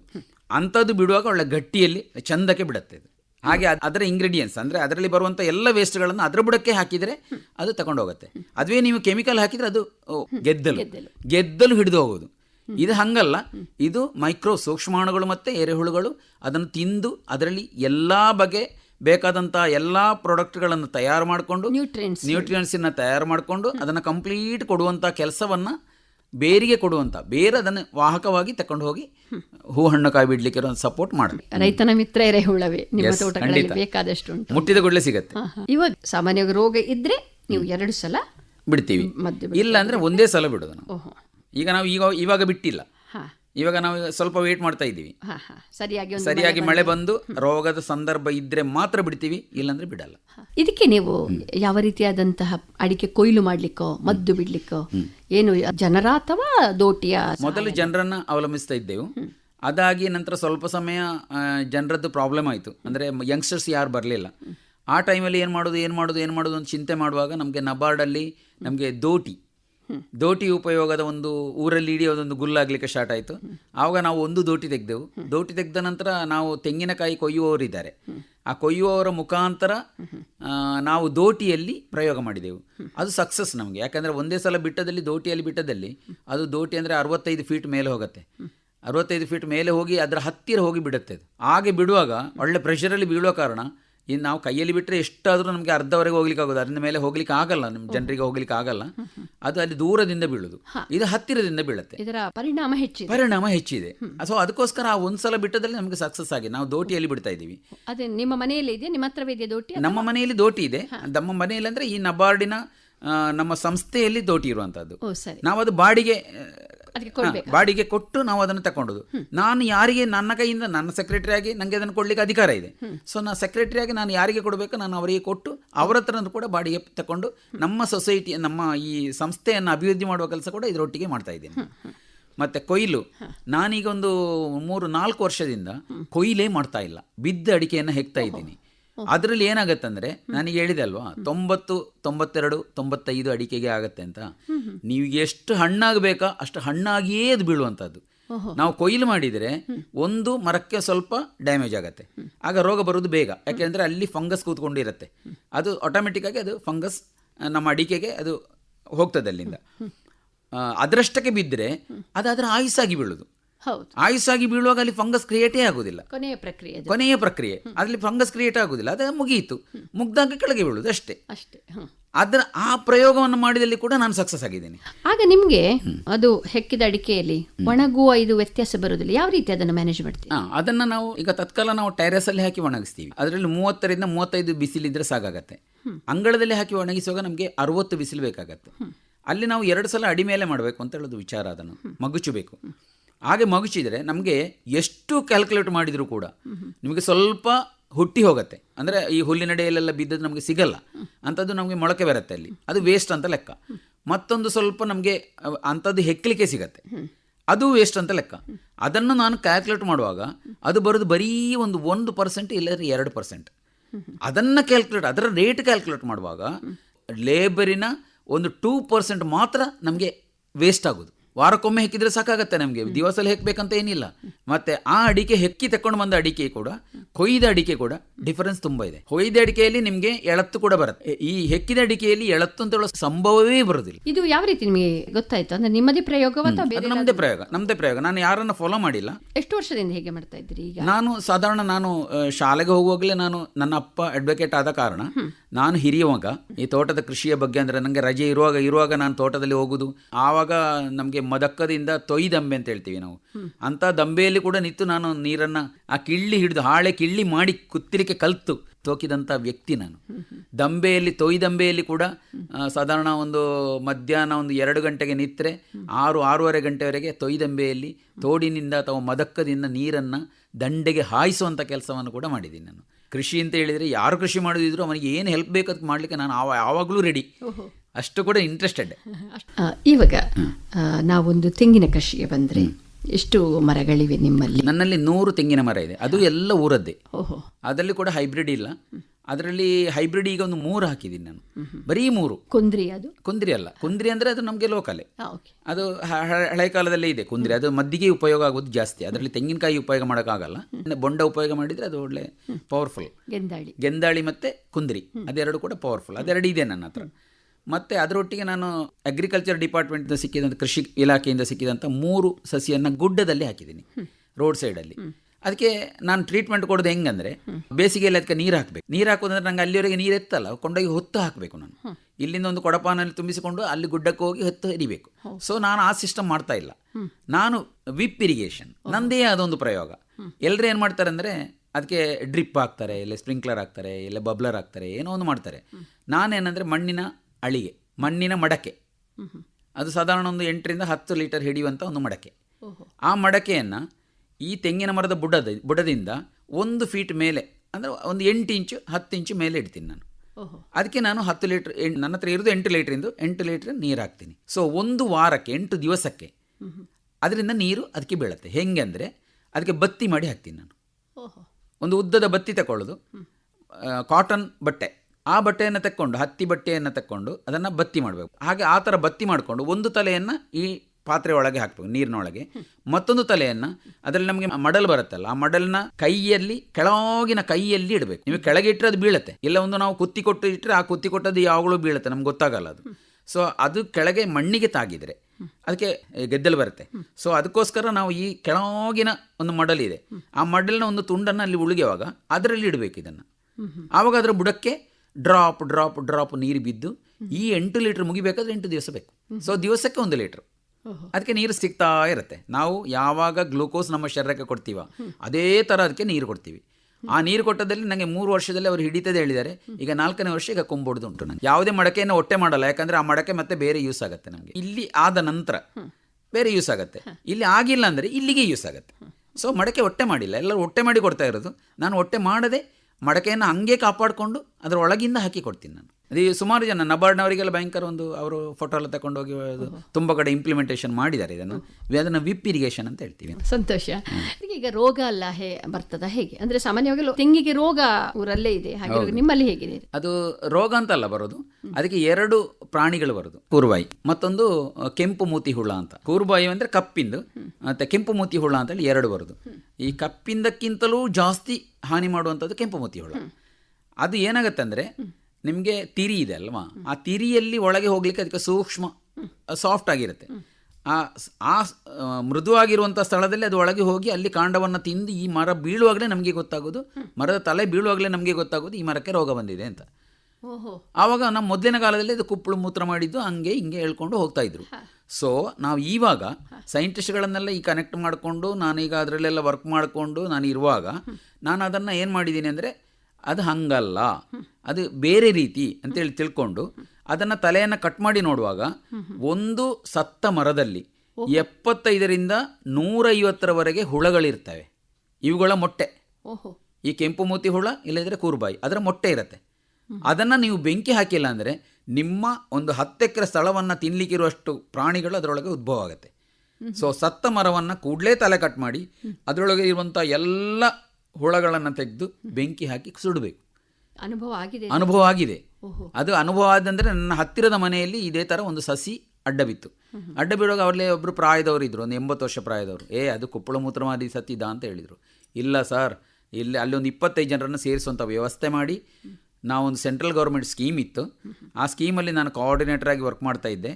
ಅದರಲ್ಲಿ ಮೇರಾ ಗಾಂವ್ ಮೇರಾ ಗೌರವ್ ಅಂತ MG ಪ್ರೋಗ್ರಾಮ್ ಅಂತ, ಅದರಲ್ಲಿ ನನ್ನನ್ನು ನೋಟ್ ಮಾಡಿ ಅವರು ನನ್ನನ್ನು ಕೋಆರ್ಡಿನೇಟರ್ ಮಾಡಿದರು, CPCRI ಕಾಸರಗೋಡು. ಹಾಗೆ ಅದರ ಮುಖಾಂತರ ನಾನು ಸೈಂಟಿಸ್ಟ್ಗಳನ್ನು ಅಲ್ಲಿಗೆ ಬರೆಸಿ ಒಂದು 25-30 ಜನ ಆ ಊರವರನ್ನು ಸೇರಿಸ್ಕೊಂಡು ಯಾರು ಆ ಹಿಂದಿನ ಕುಪ್ಪಳು ಮೂತ್ರ ಮಾಡಿದ್ದು ಅಂತ ಹೇಳುವಂಥ ಆ ಸ್ಥಿತಿಗೆ ಹೋಗಬಾರ್ದು, ಎಲ್ರಿಗೂ ಜ್ಞಾನೋದಯ ಆಗಬೇಕು ಅಂತ ಹೇಳೋ ದೃಷ್ಟಿಯಲ್ಲಿ ವೈಜ್ಞಾನಿಕ ರೀತಿಯಲ್ಲಿ ವಿಜ್ಞಾನವನ್ನು ಅಳವಡಿಸಿಕೊಂಡು ನಾವು ಮಾಡುವಂಥ ಕೆಲಸ. ಹಾಗೆ ನಾವು ಹೇಳಿದರೆ ಆಗಲ್ಲ ಅಂದರೆ ಅವರು ವಾದಿಸ್ತಾರೆ ಪ್ರಾಯದವರು, ಯಾವಾಗ ನಾವು ಚಿಕ್ಕ ಅಲ್ವಾ. ಸೊ ಅದಕ್ಕೋಸ್ಕರ ಕಲ್ತವರನ್ನು ಇವರನ್ನು ಕರ್ಕೊಂಬಂದು ಅಲ್ಲೊಂದು ಪ್ರೋಗ್ರಾಮ್ ಮಾಡಿ ಅದನ್ನು ಏಣಿ ಇಟ್ಟು ಕಟ್ ಮಾಡಿ ಕೆಳಗೆ ಹಾಕಿ ಅದರಿಂದ 150 ರಿಂದ 150 ಹುಳಗಳನ್ನು ತೆಗೆದು ತೋರಿಸಿ ಇವುಗಳು ಲಾರ್ವಾ, ಇವುಗಳು ನಾಳೆ ಆ ಕ್ರಿಮಿ ಆಗ್ತವೆ ಅಂತ ಹೇಳಿ ತೋರಿಸಿದ ಕಾರಣ ಈಗ ಮ್ಯಾಕ್ಸಿಮಮ್ ನಮ್ಮ ಊರಲ್ಲಿ ಒಂದು ಕಡಿಮೆ ಒಂದು 300 ಮನೆಯವರು ಈ ಥರ ತೆಂಗಿನ ಕೃಷಿ ಬೇಡ ಹೇಳೋ ಸ್ಥಿತಿಗೆ ಮುಟ್ಟಿದವರು ಈಗ ವಾಪಸ್ ತೆಂಗಿನ ಕೃಷಿ ಮಾಡಿಕೊಂಡು ಸಂತೋಷದಲ್ಲಿದ್ದಾರೆ. ಅಷ್ಟು ಖುಷಿ ಆಗ್ತದೆ ನಮಗೆ. ಅಷ್ಟು ಜನರನ್ನು ಸೇರಿಸ್ಕೊಂಡು ಒಂದೊಂದು ಮನೆಯಲ್ಲಿ ಪ್ರೋಗ್ರಾಮ್ ಮಾಡ್ಕೊಂಡು ತುಂಬ ಕಡೆ ಪ್ರೋಗ್ರಾಮ್ ಮಾಡಿದ್ದೇವೆ ನಾವು. ಆ ತೆಂಗಿನಿಗೆ ಬರುವಂಥ ರೋಗಗಳನ್ನು ನಿರ್ಮೂಲನೆ ಯಾವ ಥರ ಮಾಡ್ಬೋದು ಹೇಳೋದನ್ನು ವಿಜ್ಞಾನಿಗಳ ಮುಖಾಂತರ ತಿಳಿಸಿಕೊಟ್ಟು ಅದಕ್ಕೆ ಬೇಕಾದಂಥ ಏನದಕ್ಕೆ ಪ್ರಿಕಾಷನ್ ತೆಗಿಬೇಕಾ ಅದನ್ನು ತೆಗೆಸಿಕೊಟ್ಟು ಸಂತೋಷದಿಂದ ಇದ್ದಾರೆ ನಮ್ಮೂರಿನ ಕೃಷಿಕರು. ಹಾಗೆ ತೆಂಗಿಗೆ ಅದಕ್ಕೆ ಮತ್ತೊಂದು ಸಿಂಪಲ್ ಆಗಿ ಮಾಡುವಂಥ ವಿಷಯ ನಾನು ಹೇಳುವ, ಇದೆರಡು ಬರುವುದಕ್ಕೆ ನೀವು ಕೆಳಗಿನ ಈ ತಿರಿಯ ಹತ್ತಿರದ ಕೈ ಇದೆ 2 ಮಡಲು, ಆ 2 ಮಡಲಿನ ಒಳಗಡೆ ಇರುವ ಕಸವನ್ನು ತೆಗಿಬೇಕು. ಕಸ ತೆಗೆದು ಸ್ವಲ್ಪ ಹೊಯ್ಗೆ ಹಾಕಬೇಕು. ಅದರೊಳಗೆ ನ್ಯಾಫ್ತಲಿನ್ ಅಂದರೆ ನಾವು ಜಿರಳೆಕಾಯಿ ಅಂತ ಹೇಳ್ತೀವಿ ಕನ್ನಡದಲ್ಲಿ ಹೇಳುವಾಗ, 2 ನ್ಯಾಫ್ತಲಿನನ್ನು ಹಾಕಬೇಕು 2 ಕೈಗೆ. ಅದರ ಮೇಲಿಂದ ವಾಪಸ್ ಹೊಯ್ಗೆ ಹಾಕಬೇಕು. ಆ ಹೊಯ್ಗೆ ಹಾಕಿ ಇಟ್ಟರೆ ಆ ಕೈ ಬೀಳುವಲ್ಲಿವರೆಗೆ ಅದಕ್ಕೆ ಕುರುಬಾಯಿ ಬರಲ್ಲ, ಕೆಂಪು ಮೂತಿ ಹುಳನು ಬರಲ್ಲ. ಎಷ್ಟು ಸಮಯ ಬೇಕಾಗುತ್ತೆ? ಅದು ಸಾಧಾರಣ ಒಂದು 6 ತಿಂಗಳು, 6 ತಿಂಗಳಿಂದ 8 ತಿಂಗಳವರೆಗೆ ನಿಮಗೆ ಅದರ ಸ್ಮೆಲ್ ಅಂದರೆ ಆ ಹೊಯ್ಗೆ ಹಾಕುವ ಉದ್ದೇಶವೇ ಅದು. ನಿಮಗೆ ನ್ಯಾಫ್ತಲಿನ್ ಕರಗಿ ಹೋಗುತ್ತೆ, 1 ವಾರ 10 ದಿವಸ ಒಳಗೆ ಅದು ಕರಗಿ ಹೋಗುತ್ತೆ. ಆದರೆ ಆ ಹೊಯ್ಗೆಯಲ್ಲಿರೋ ಸ್ಮೆಲ್ ಇದೆ ಅಲ್ವಾ, ಪರಿಮಳ ಅದರದ್ದು, ಆ ಪರಿಮಳ ಹೋಗಲ್ಲ, ಆ ಪರಿಮಳಕ್ಕೆ ಅದು ಬರಲ್ಲ. ನಂತರ ಪುನಃ ನಿಮಗೆ ತಿರಿ ಹತ್ರ ಬರುವಂಥ ಕೈ ಇದೆ ಅಲ್ಲ, ಹಾಗೆ ಮಾಡಿ ನೀವು ಒಂದು 10 ವರ್ಷ ಸಾಕಿದರೆ ಒಂದು ಸಾಧಾರಣ ನಮ್ಮಿಂದ ದೊಡ್ಡ ಬರಬೇಕು. ಅದು ಒಂದು 6 ಫೀಟ್ 7 ಫೀಟ್ ಬರುವವರೆಗೆ ನಮಗೆ ಅದಕ್ಕೆ ಮಾಡ್ಲಿಕ್ಕೆ ಆಗುತ್ತೆ. ಮತ್ತೆ ನಮಗೆ ಮಾಡ್ಲಿಕ್ಕೆ ಆಗಲ್ಲ, ಭಾರಿ ಕಷ್ಟ ಆಗುತ್ತೆ, ಬೇರೆಯವರ ಸಹಾಯ ಬೇಕಾಗುತ್ತೆ. ಅಲ್ಲಿವರೆಗೆ ನೀವು ರಕ್ಷಿಸಿದರೆ ಮತ್ತೆ ಅದು ನಿಮ್ಮನ್ನು ರಕ್ಷಿಸ್ತದೆ. ನಂತರ ಉಪದ್ರ ಬರುತ್ತೆ, ಬಂದರೂ ಕೂಡ ಅದಕ್ಕೆ ರೆಸ್ಟೆಂಟ್ ಪವರ್ ಇರುತ್ತೆ, ಇಷ್ಟು ತೀವ್ರತೆ ಇರಲ್ಲ. ಯಾವಾಗಲೂ ಸಣ್ಣ ಸಸಿಗೆ ಮೃದು ಜಾಸ್ತಿ, ಆದರೆ ಎಲ್ಲ ಕಾಂಡ ಎಲ್ಲ ಮೃದುವಾಗಿರುತ್ತೆ, ಅಷ್ಟೊತ್ತಿಗೆ ರೋಗ ನಿರೋಧಕ ಶಕ್ತಿ ಅದಕ್ಕೆ ಜಾಸ್ತಿ ಬರುತ್ತೆ. ಸರಿ, ಮತ್ತೆ ಅದರಲ್ಲಿ ಬೆಳೆ ಬರುವಂಥದ್ದು. ನಾನು ಯಾವಾಗ ಬೀ ಕೀಪಿಂಗ್ ಅಂದರೆ ಯಾವಾಗ ನಾನು ಜೇನು ಸಾಕಣೆ ಸ್ಟಾರ್ಟ್ ಮಾಡಿದ್ನ, ಆ ಸ್ಟಾರ್ಟ್ ಮಾಡಿದ ನಂತರ ನಾನು ವರ್ಷಕ್ಕೆ 4 ಸಲ ಕೊಯ್ಲು ಮಾಡ್ತೀನಿ. 3 ತಿಂಗಳಿಗೆ 1 ಕೊಯ್ಲು ಮಾಡ್ತೀನಿ ನಾನು. ಇವತ್ತು ನನ್ನಲ್ಲಿ ಕೊಯ್ಲಿಕ್ಕೆ ಬಂದಿದ್ದಾರೆ, ಇವತ್ತು ಅಲ್ಲಿ ಕೊಯ್ತಾ ಇದ್ದಾರೆ, ಹೆಕ್ಕುತ್ತಾ ಇದ್ದಾರೆ, ಮನೆಗೆ ಅಂಗಳಕ್ಕೆ ಇವತ್ತು ತೆಂಗಿನಕಾಯಿ ಬರುತ್ತೆ. 1 ಸಲ ಕೊಯ್ಯುವಾಗ ನನಗೆ 300ರಿಂದ 400 ಕಾಯಿ ಬೀಳ್ತಾ ಇತ್ತು. 100 ಮರ ಉಂಟು, 100 ಮರ ಇದ್ದರೆ ನಮಗೆ ಒಂದು ಸಲ ಕೊಯ್ಯುವಾಗ ಒಂದು 50ರಿಂದ 40-50 ಮರ ಸಿಗುತ್ತೆ. ಎಲ್ಲ ಸಲ ಎಲ್ಲ ಮರದಲ್ಲಿ ಸಿಗಲ್ಲ, ಒಂದು 50% ಸಿಗುತ್ತೆ. ಆವಾಗ ನಮಗೆ 300ರಿಂದ 400 ಕಾಯಿ ಬೀಳ್ತಾ ಇತ್ತು, ಯಾವಾಗ ನಾನು ಜೇನು ಸಾಕಣೆ ಮಾಡೋದಕ್ಕಿಂತ ಮೊದಲನ ಕತೆ ನಾನು ಹೇಳೋದು. ಸರ್, ಇವಾಗ ಒಂದು ನುಸಿ ರೋಗ ಅಂತ ಒಂದು ವ್ಯಾಪಕವಾಗಿ ಒಂದು ಕಂಡು ಬಂದ ನಮ್ಮ ಕರಾವಳಿಯಲ್ಲಿ ಬಹಳಷ್ಟು ಕಂಡು ಬಂದಂಥದ್ದು, ಇದರ ಬಗ್ಗೆ ನಿಮ್ಮ ಅಭಿಪ್ರಾಯ ಅಂತ? ನುಸಿ ರೋಗ ಇತ್ತು, ಆದರೆ ನಾನು ಏನು ಮಾಡಿದೆ ಅಂದರೆ ಅದನ್ನು ತೆಂಗಿನಕಾಯಿ ಕೊಯ್ಯುವವನ ಹತ್ರ ನಾನು ಅದರ ಕೆಳಗಿನ ಬದಿ ಕಂಪ್ಲೀಟ್ ಕ್ಲೀನ್ ಮಾಡಲಿಕ್ಕೆ ಹೇಳಿದೆ. ಆ ಕ್ಲೀನ್ ಮಾಡಿದ್ದಲ್ಲೇ ನನಗೆ ನುಸಿ ರೋಗ ಕಡಿಮೆ ಆಗ್ತಾ ಈಗ ಒಂದು ಎಲ್ಲೋ ಒಂದು 5% ಅಷ್ಟೇ ಇದೆ, ಅಷ್ಟೇ, ತುಂಬ ಕಡಿಮೆ ನುಸಿ ರೋಗ. ನಾವು ಯಾವಾಗ ಅದರ ತಲೆಯನ್ನು ಕ್ಲೀನ್ ಮಾಡಲಿಲ್ವ ಆ ಸಂದರ್ಭದಲ್ಲಿ ಆಗ್ತದೆ ನುಸಿ ರೋಗ ಅಟ್ಯಾಕ್ ಆಗುತ್ತೆ. ನಾವು ಯಾವಾಗ ತಲೆಗೆ ಸ್ನಾನ ಮಾಡೋದಿಲ್ವ ಆವಾಗ ನಮಗೆ ತಲೆಯಲ್ಲಿ ಏನು ಬರುತ್ತೆ. ಅದೇ ಥರ ನಾವು ಯಾವಾಗ ಅದರ ಮಂಡೆ ಕ್ಲೀನ್ ಮಾಡಲಿಲ್ವ ಆವಾಗ ಸ್ಟಾರ್ಟ್ ಆಗಿದೆ ನುಸಿ ರೋಗ ಸ್ಟಾರ್ಟ್ ಆಗಿದೆ. ಅದು ಎಲ್ಲಿಂದಲೋ ಕ್ರಿಮಿಗಳು ಬರ್ತವೆ, ಕೂತ್ಕೊಳ್ತವೆ, ಶುರು ಮಾಡ್ತವೆ. ಮತ್ತೆ ಬೇರೆ ಬೇರೆ ಕಡೆಯಿಂದ ಫರ್ಟಿಲೈಸರ್ ತಂದು ಹಾಕಿದ್ರು ಅದೊಂದು ಪ್ರಾಬ್ಲಮ್ ಇದೆ. ಯಾವ ಊರಲ್ಲಿ ಏನು ರೋಗ ಇದೆ ಗೊತ್ತಿಲ್ಲ. ನಾವು ನಮ್ಮ ಕಣ್ಣಿಗೆ ಎಟಕುವಲ್ಲಿಂದಲೇ ಫರ್ಟಿಲೈಸರ್ ತಂದು ಹಾಕಬೇಕು ಅಂತ ಹೇಳೋದು ನನ್ನ ವಾದ. ಈಗ ಅದು ಕಡಿಮೆ ಆಗ್ತಾ ಇದೆ, ಊರಲ್ಲಿ ಇಡೀ ಕಡಿಮೆ ಆಗ್ತಾ ಇದೆ. ಈ ವಾದವನ್ನು ಎಲ್ಲರೂ ಸಮರ್ಥಿಸ್ತಾರೆ, ಈಗ ಎಲ್ಲರೂ ಅನುಸರಿಸ್ತಾರೆ. ಮೊದಲು ಸಮರ್ಥಿಸ್ತಾ ಇದ್ರು, ಅದು ಇಲ್ಲಿ ಸಿಗಲ್ಲ ಅಲ್ಲಿ ಸಿಗತ್ತೆ ಅಂತ. ಈಗ ಎಲ್ಲ ಇಲ್ಲಿ ಸಿಗತ್ತೆ ಅಂತೇಳಿ ಆಗಿದೆ. ಎಲ್ಲಿವರೆಗೆ ನಮ್ಮ ಕಣ್ಣು ತಲುಪ್ತದ, 50 ಕಿಲೋಮೀಟ್ರಾ 100 ಕಿಲೋಮೀಟ್ರಾ, ಅಲ್ಲಿ ನಮಗೆ ನೋಡಿ ತರಲಿಕ್ಕೆ ಆಗಬೇಕು. ಅಲ್ಲಿಯ ಪರಿಸ್ಥಿತಿ ನೋಡಿ, ಅವ್ರು ಮಾಡೋ ಕ್ರಮಗಳನ್ನು ನೋಡಿ ಆ ಫರ್ಟಿಲೈಸರನ್ನು ತರುವಂಥ ಒಂದು ವ್ಯವಸ್ಥೆ ಆಗಬೇಕು. ಹಾಗಿದ್ದರೆ ಮಾತ್ರ ನಾವು ಅದನ್ನು ಪರ್ಚೇಸ್ ಮಾಡಬೇಕು, ಇಲ್ಲಾಂದರೆ ನಾವು ಪರ್ಚೇಸ್ ಮಾಡಬಾರ್ದು. ಅದು ಮಾಡಿದಲ್ಲಿ ಸಕ್ಸಸ್ ಇದೆ. ಸರ್, ಇನ್ನು ನೀವು ಬೆಳೀತಿರುವಂತಹ ಬಾಳೆ ಕೃಷಿಯಾಗಲಿ ಕಾಳು ಮೆಣಸಿನ ಕೃಷಿಯ ಬಗ್ಗೆ ಹೇಳಿ. ಕಾಳು ಮೆಣಸು ನಾವು ಅಡಿಕೆ ಮರಕ್ಕೆ ನಾವು ಕಾಳು ಮೆಣಸು ಕೊಡ್ತಾ ಇರೋದು. ಈಗ ಅದು ಏನಾಗಿದೆ ಅಂದರೆ 2 ವರ್ಷ ಹಿಂದಿನಿಂದ ನಮಗೆ ಮಳೆ ಜಾಸ್ತಿ ಆದ ಕಾರಣ ಅಡಿಕೆ ಮರದ ಬುಡದಲ್ಲಿ ನೀರು ನಿಲ್ಲುವಂಥ ಸಾಹಚರ್ಯ ಉಂಟಾಗಿದೆ. ಆ ಉಂಟಾಗುವಾಗ ನಮಗೆ ಕಾಳು ಮೆಣಸು ಅರಸಿನ ರೋಗ ಬಂದು ತುಂಬ ನಾಶ ಆಗಿದೆ. ಅದಕ್ಕೆ ಈಗ ನಾವೇನು ಮಾಡ್ತೀವಿ ಅಂದರೆ ಪಯ್ಯಾನಿ ಅಂತ ಅಂದಿದೆ, ಬೊಂಡು ಬಾಳೆ ಅಂತ ಒಂದು ಸಸಿ ಇದೆ. ಆ ಬೊಂಡು ಬಾಳೆ ಸಸಿಯನ್ನು ಇದರ ಈ ಅಡಿಕೆ ಮರದ ನಡುವಲ್ಲಿ ನಾವು ಪ್ಲಾಂಟಿಂಗ್ ಸ್ಟಾರ್ಟ್ ಮಾಡಿದ್ದೀವಿ. 1 ವರ್ಷದಲ್ಲಿ ನಿಮ್ಗೆ ಅದಕ್ಕೆ ಕಾಳು ಮೆಣಸು ಕೊಡಲಿಕ್ಕೆ ಆಗತ್ತೆ. ಆ ಕಾಳು ನೀವು ಹೇಳಿದ ಆಧಾರಕ್ಕಿರುವುದು ಅಂದರೆ ಅಡಿಕೆ ಮರಕ್ಕೆ ಕೊಟ್ಟ ಕೂಡಲೇ ಅಡಿಕೆ ಮರದ ಬುಡದಲ್ಲಿ ಹೆಂಗೆ ನೋಡಿದ್ರು ಅದರಲ್ಲಿ ನೀರು ನಿಲ್ಲತ್ತೆ, ಅಲ್ಲಿ ಅದು ಇದು ಕೊಳಿಯುತ್ತೆ. ಕೊಳಿವಾಗ ಆಗ್ತದೆ ನಮಗೆ ಅದಕ್ಕೆ ಫಂಗಸ್ ಅಟ್ಯಾಕ್ ಆಗ್ತದೆ, ಆವಾಗ ನಮಗೆ ಅರಸಿನ ರೋಗ ಬರುತ್ತೆ, ಕಾಳು ಮೆಣಸು ಹಾಳಾಗತ್ತೆ. ಸೊ ಅದಕ್ಕೋಸ್ಕರ ನಾನೀಗ ಪಯ್ಯಾನಿ ಅಂತ ಹೇಳೋ ಗಿಡವನ್ನು ಪ್ಲಾಂಟ್ ಮಾಡಲಿಕ್ಕೆ ಸ್ಟಾರ್ಟ್ ಮಾಡಿದ್ದೀನಿ. ಮೊದಲದು ಇರಲಿಲ್ಲ, ಈಗ ಸ್ಟಾರ್ಟ್ ಮಾಡಿದ್ದೀನಿ. ಅದರಲ್ಲಿ ಧೂಪದ ಮರ ಮತ್ತು ಪಯ್ಯಾನಿ ಅಂದರೆ ಈ ಬೊಂಡುಬಾಳೆ ಮರ ಎರಡನ್ನು ಕೂಡ ಯೂಸ್ ಮಾಡ್ಬೋದು. ಧೂಪದ ಮರ ಯೂಸ್ ಮಾಡಿದರೆ ಅದರ ಕಾಂಡ ತೋರಾಗತ್ತೆ, ತುಂಬ ದಪ್ಪ ಬರುತ್ತೆ. ಅದು ಒಂದು 6 ಫೀಟು 5 ಫೀಟು 6 ಫೀಟ್ ಎಲ್ಲ ದಪ್ಪ ಬರುತ್ತೆ. ಸೊ ಅದಕ್ಕೋಸ್ಕರ ಪಯ್ಯಾನಿ ಆದರೆ ನಿಮಗೆ ಅಡಿಕೆ ಮರದಷ್ಟೇ ಬರೋದು, ಇಷ್ಟು ಉದ್ದ ಹೋದರೂ ಅದು ಬರುವುದು ಅಷ್ಟೇ ಗಾತ್ರ. ಅದರ ತೊಗಟೆಯಲ್ಲಿ ನಿಮಗೆ ಎಕ್ಸ್ಟ್ರಾ ನೀವು ಕಟ್ಟ ಕೊಡಬೇಕಾದ ಅಗತ್ಯವೂ ಇಲ್ಲ. ಕಾಳುಮೆಣಸು ಮೇಲೆ ಹತ್ತುವಾಗ ಅದಕ್ಕೆ ಕಟ್ಟ ಕೊಡಬೇಕಂತ ಇಲ್ಲ, ಯಾಕಂದರೆ ಅದರ ತೊಗಟೆ ಸಾಫ್ಟ್ ಆಗಿರುತ್ತೆ, ಹಿಡಿದಿರ್ತದೆ. ಇದರ ಬೇರೆ ಅದಕ್ಕೆ ಹಿಡಿದ್ರೆ ಅದು ಗಟ್ಟಿಯಲ್ಲಿ ನಿಲ್ಲತ್ತೆ, ಅದು ಕೆಳಗೆ ಬೀಳಲ್ಲ. ಮತ್ತು ಅದರ ಒಳಗಿನ ಕಾಂಡ ನಿಮಗೆ ಮುಂದಕ್ಕೆ ಉಪಯೋಗಕ್ಕೆ ಬರುತ್ತೆ, ಅದು ಒಳ್ಳೆ ಸ್ಟ್ರಾಂಗ್ ಆಗಿರುತ್ತೆ. ಅದು ಮೇಲೆ ಹೋದಾಗ ಅದು ಕಾಂಡ ಸ್ಟ್ರಾಂಗ್, ಅದರ ಹೊರಗಿನ ತೊಗಟೆ ಸ್ವಲ್ಪ ಇರೋದು. ಆ ಇರುವಷ್ಟು ತೊಗಟೆ ನಿಮಗೆ ಈ ನೀರನ್ನು ಹಿಡಿದುಬಿಟ್ಟುಕೊಳ್ಳುವಂಥ ಸಾಮರ್ಥ್ಯ ಕೂಡ ಅದಕ್ಕಿದೆ ಆ ತೊಗಟೆಗೆ. ಸೊ ಅದಕ್ಕೋಸ್ಕರ ಅಲ್ಲಿ ಬೇರು ಬಿಟ್ಟರೆ ಅದು ಆ ಎಲ್ಲ ಬೇರಿಗೆ ಕೂಡ ನೀರು ಸಿಕ್ಕುವ ಕಾರಣ ಇಲ್ಲಿ ಕೆಳಗೆ ನಾವು ಬುಡದಲ್ಲಿ ಏನು ಮಾಡ್ತೀವಿ ಅಂದರೆ, ಇದಕ್ಕೆ ನಾವು ಫರ್ಟಿಲೈಸರ್ ಹಾಕುವಾಗ ನಾವು ಧೂಪೆ ಕೊಡಿ ಬಿಡಿಸಿ ಹಾಕಲ್ಲ. ಧೂಪೆ ಕೊಡಿ ಹಾಕುವಾಗ ಅಲ್ಲಿ ನೀರು ನಿಲ್ಲಲ್ಲ, ನೀರು ನಿಲ್ಲಲ್ಲ. ಆ ನೀರು ನಿಲ್ಲದಿರುವ ಕಾರಣ ಅದು ರೋಗ ಬರೋದು ಕಡಿಮೆ. ಈ ಧೂಪ ಮತ್ತು ಈ ಬೊಂಡುಬಾಳೆ ಹಾಕಿದಲ್ಲೆಲ್ಲ ಸಕ್ಸಸ್ ಆಗಿದೆ ಈಗ. ಮತ್ತು ಕಾಳುಮೆಣಸಲ್ಲಿ ವೆರೈಟಿ ಇದೆ, ನಾವು ಅದನ್ನು ಕೂಡ ನೋಡಬೇಕಾಗ್ತದೆ. ನಾವು ಒಂದು ಕರಿಮುಂಡ, ಮತ್ತೊಂದು ಪಣಿಯೂರು. ಅದರಲ್ಲಿ ನಿಮಗೆ ಈ ನೀರು ನಿಂತರೆ ಬೇಗ ಕೊಳಿಯುತ್ತೆ ಅದು, ಮತ್ತು ಅದಕ್ಕೆ ರೋಗನೂ ಸ್ವಲ್ಪ ಬೇಗ ಅಟ್ಯಾಕ್ ಆಗುತ್ತೆ. ಮತ್ತೊಂದು ಊರತಳಿ ಅಂತ ಇದೆ, ಊರತಳಿಯಲ್ಲಿ ನಿಮಗೆ ಕಾಳು ಬರೋದು ಕಡಿಮೆ. ಅದರ ಬದಲು ನಾನೀಗೊಂದು ತೇವಮ್ ಅಂತ ಹಾಕಿದ್ದೀನಿ. ಆ ತೇವಮ್ ಅಂತ ಹೇಳೋದ್ರಲ್ಲಿ ಅದಕ್ಕೆ ರೋಗ ಇಲ್ಲ. ನನಗೀಗ ಇಡೀ ತೋಟದಲ್ಲಿ ಯಾವುದೇ ಕೊಳ್ತು ಹೋದ್ರು, ಯಾವುದೇ ಅರಸಿನ ರೋಗ ಬಂದರೂ ಅದಕ್ಕೆ ಮಾತ್ರ ಇಷ್ಟರವರೆಗೆ ಬರಲಿಲ್ಲ. ಅದು ಒಳ್ಳೆ ವೆರೈಟಿ. ಆದರೆ ಕರೆ ಸ್ವಲ್ಪ ಕಾಣಲಿಕ್ಕೆ ಸಣ್ಣ, ಆದರೆ ತುಂಬ ಹಿಡಿಯುತ್ತೆ. ಮತ್ತು ಅದರ ಕಾಳು ಮೋರೋ ಸೈಜ್ ಆಗಿರುತ್ತೆ, ದೊಡ್ಡ ಸೈಜ್ ಆಗಿರುತ್ತೆ. ಅದಕ್ಕೋಸ್ಕರ ಅದಕ್ಕೆ ಅದು ಕಾಣುವಾಗಲೇ ಒಂದು ಖುಷಿ ಆಗುತ್ತೆ ನಮಗೆ. ಫಸಲು ಫುಲ್ ಹಿಡಿಯುತ್ತೆ, ಅದರಲ್ಲಿ ಒಳ್ಳೆ ಫಸಲು ಹಿಡಿಯುತ್ತೆ. ಎಷ್ಟು ನಿಮ್ಮ ತೋಟದಲ್ಲಿ ಸಾಮಾನ್ಯ ಎಷ್ಟು ಗಿಡಗಳಿವೆ? ನನ್ನಲ್ಲಿ ಅದನ್ನು ನಾನು ಸ್ಯಾಂಪಲ್ಗೆ ಹಾಕಿದ್ದು. ಈ ವರ್ಷ ನಾನು ವೃದ್ಧಿ ಮಾಡ್ತಾ ಇದ್ದೀನಿ. ಎಲ್ಲ ಸೇರಿ ಸಾಧಾರಣ ಈಗ ತೇವಮ್ಮೆ ಒಂದು 40ರಿಂದ 60 ಇದೆ. ಮತ್ತು ಬಾಕಿ ಸಾಧಾರಣ ಒಂದು 200-250 ಬಳ್ಳಿ ಇದೆ. ಈಗ ಒಂದು ವರ್ಷಕ್ಕೆ 1 ಕ್ವಿಂಟಾಲಿನ ಹತ್ತಿರ ಬರುತ್ತೆ. ಕಳೆದ ವರ್ಷ ಬಂದಿಲ್ಲ, ಈ ವರ್ಷ ಬರ್ತದೆ. ಈ ವರ್ಷ ಬರ್ಬೋದು, ನೆಕ್ಸ್ಟ್ ಬರ್ಬೋದು. ಈಗ ನಾನು ಇನ್ನು ವಾಪಸ್ ಇನ್ನೊಂದು ಚಂದ್ರ ಅಂತ ಹೇಳುವ ಒಂದು ತಳಿಯನ್ನು ಕೂಡ ನಾನು ಆರ್ಡರ್ ಮಾಡಿ ಇಟ್ಟಿದ್ದೇನೆ. ಅದು ಕೂಡ ನಮ್ಮ ತೋಟಕ್ಕೆ ಒಳ್ಳೆ ಹೊಂದುವಂಥ ಒಂದು ತಳಿ.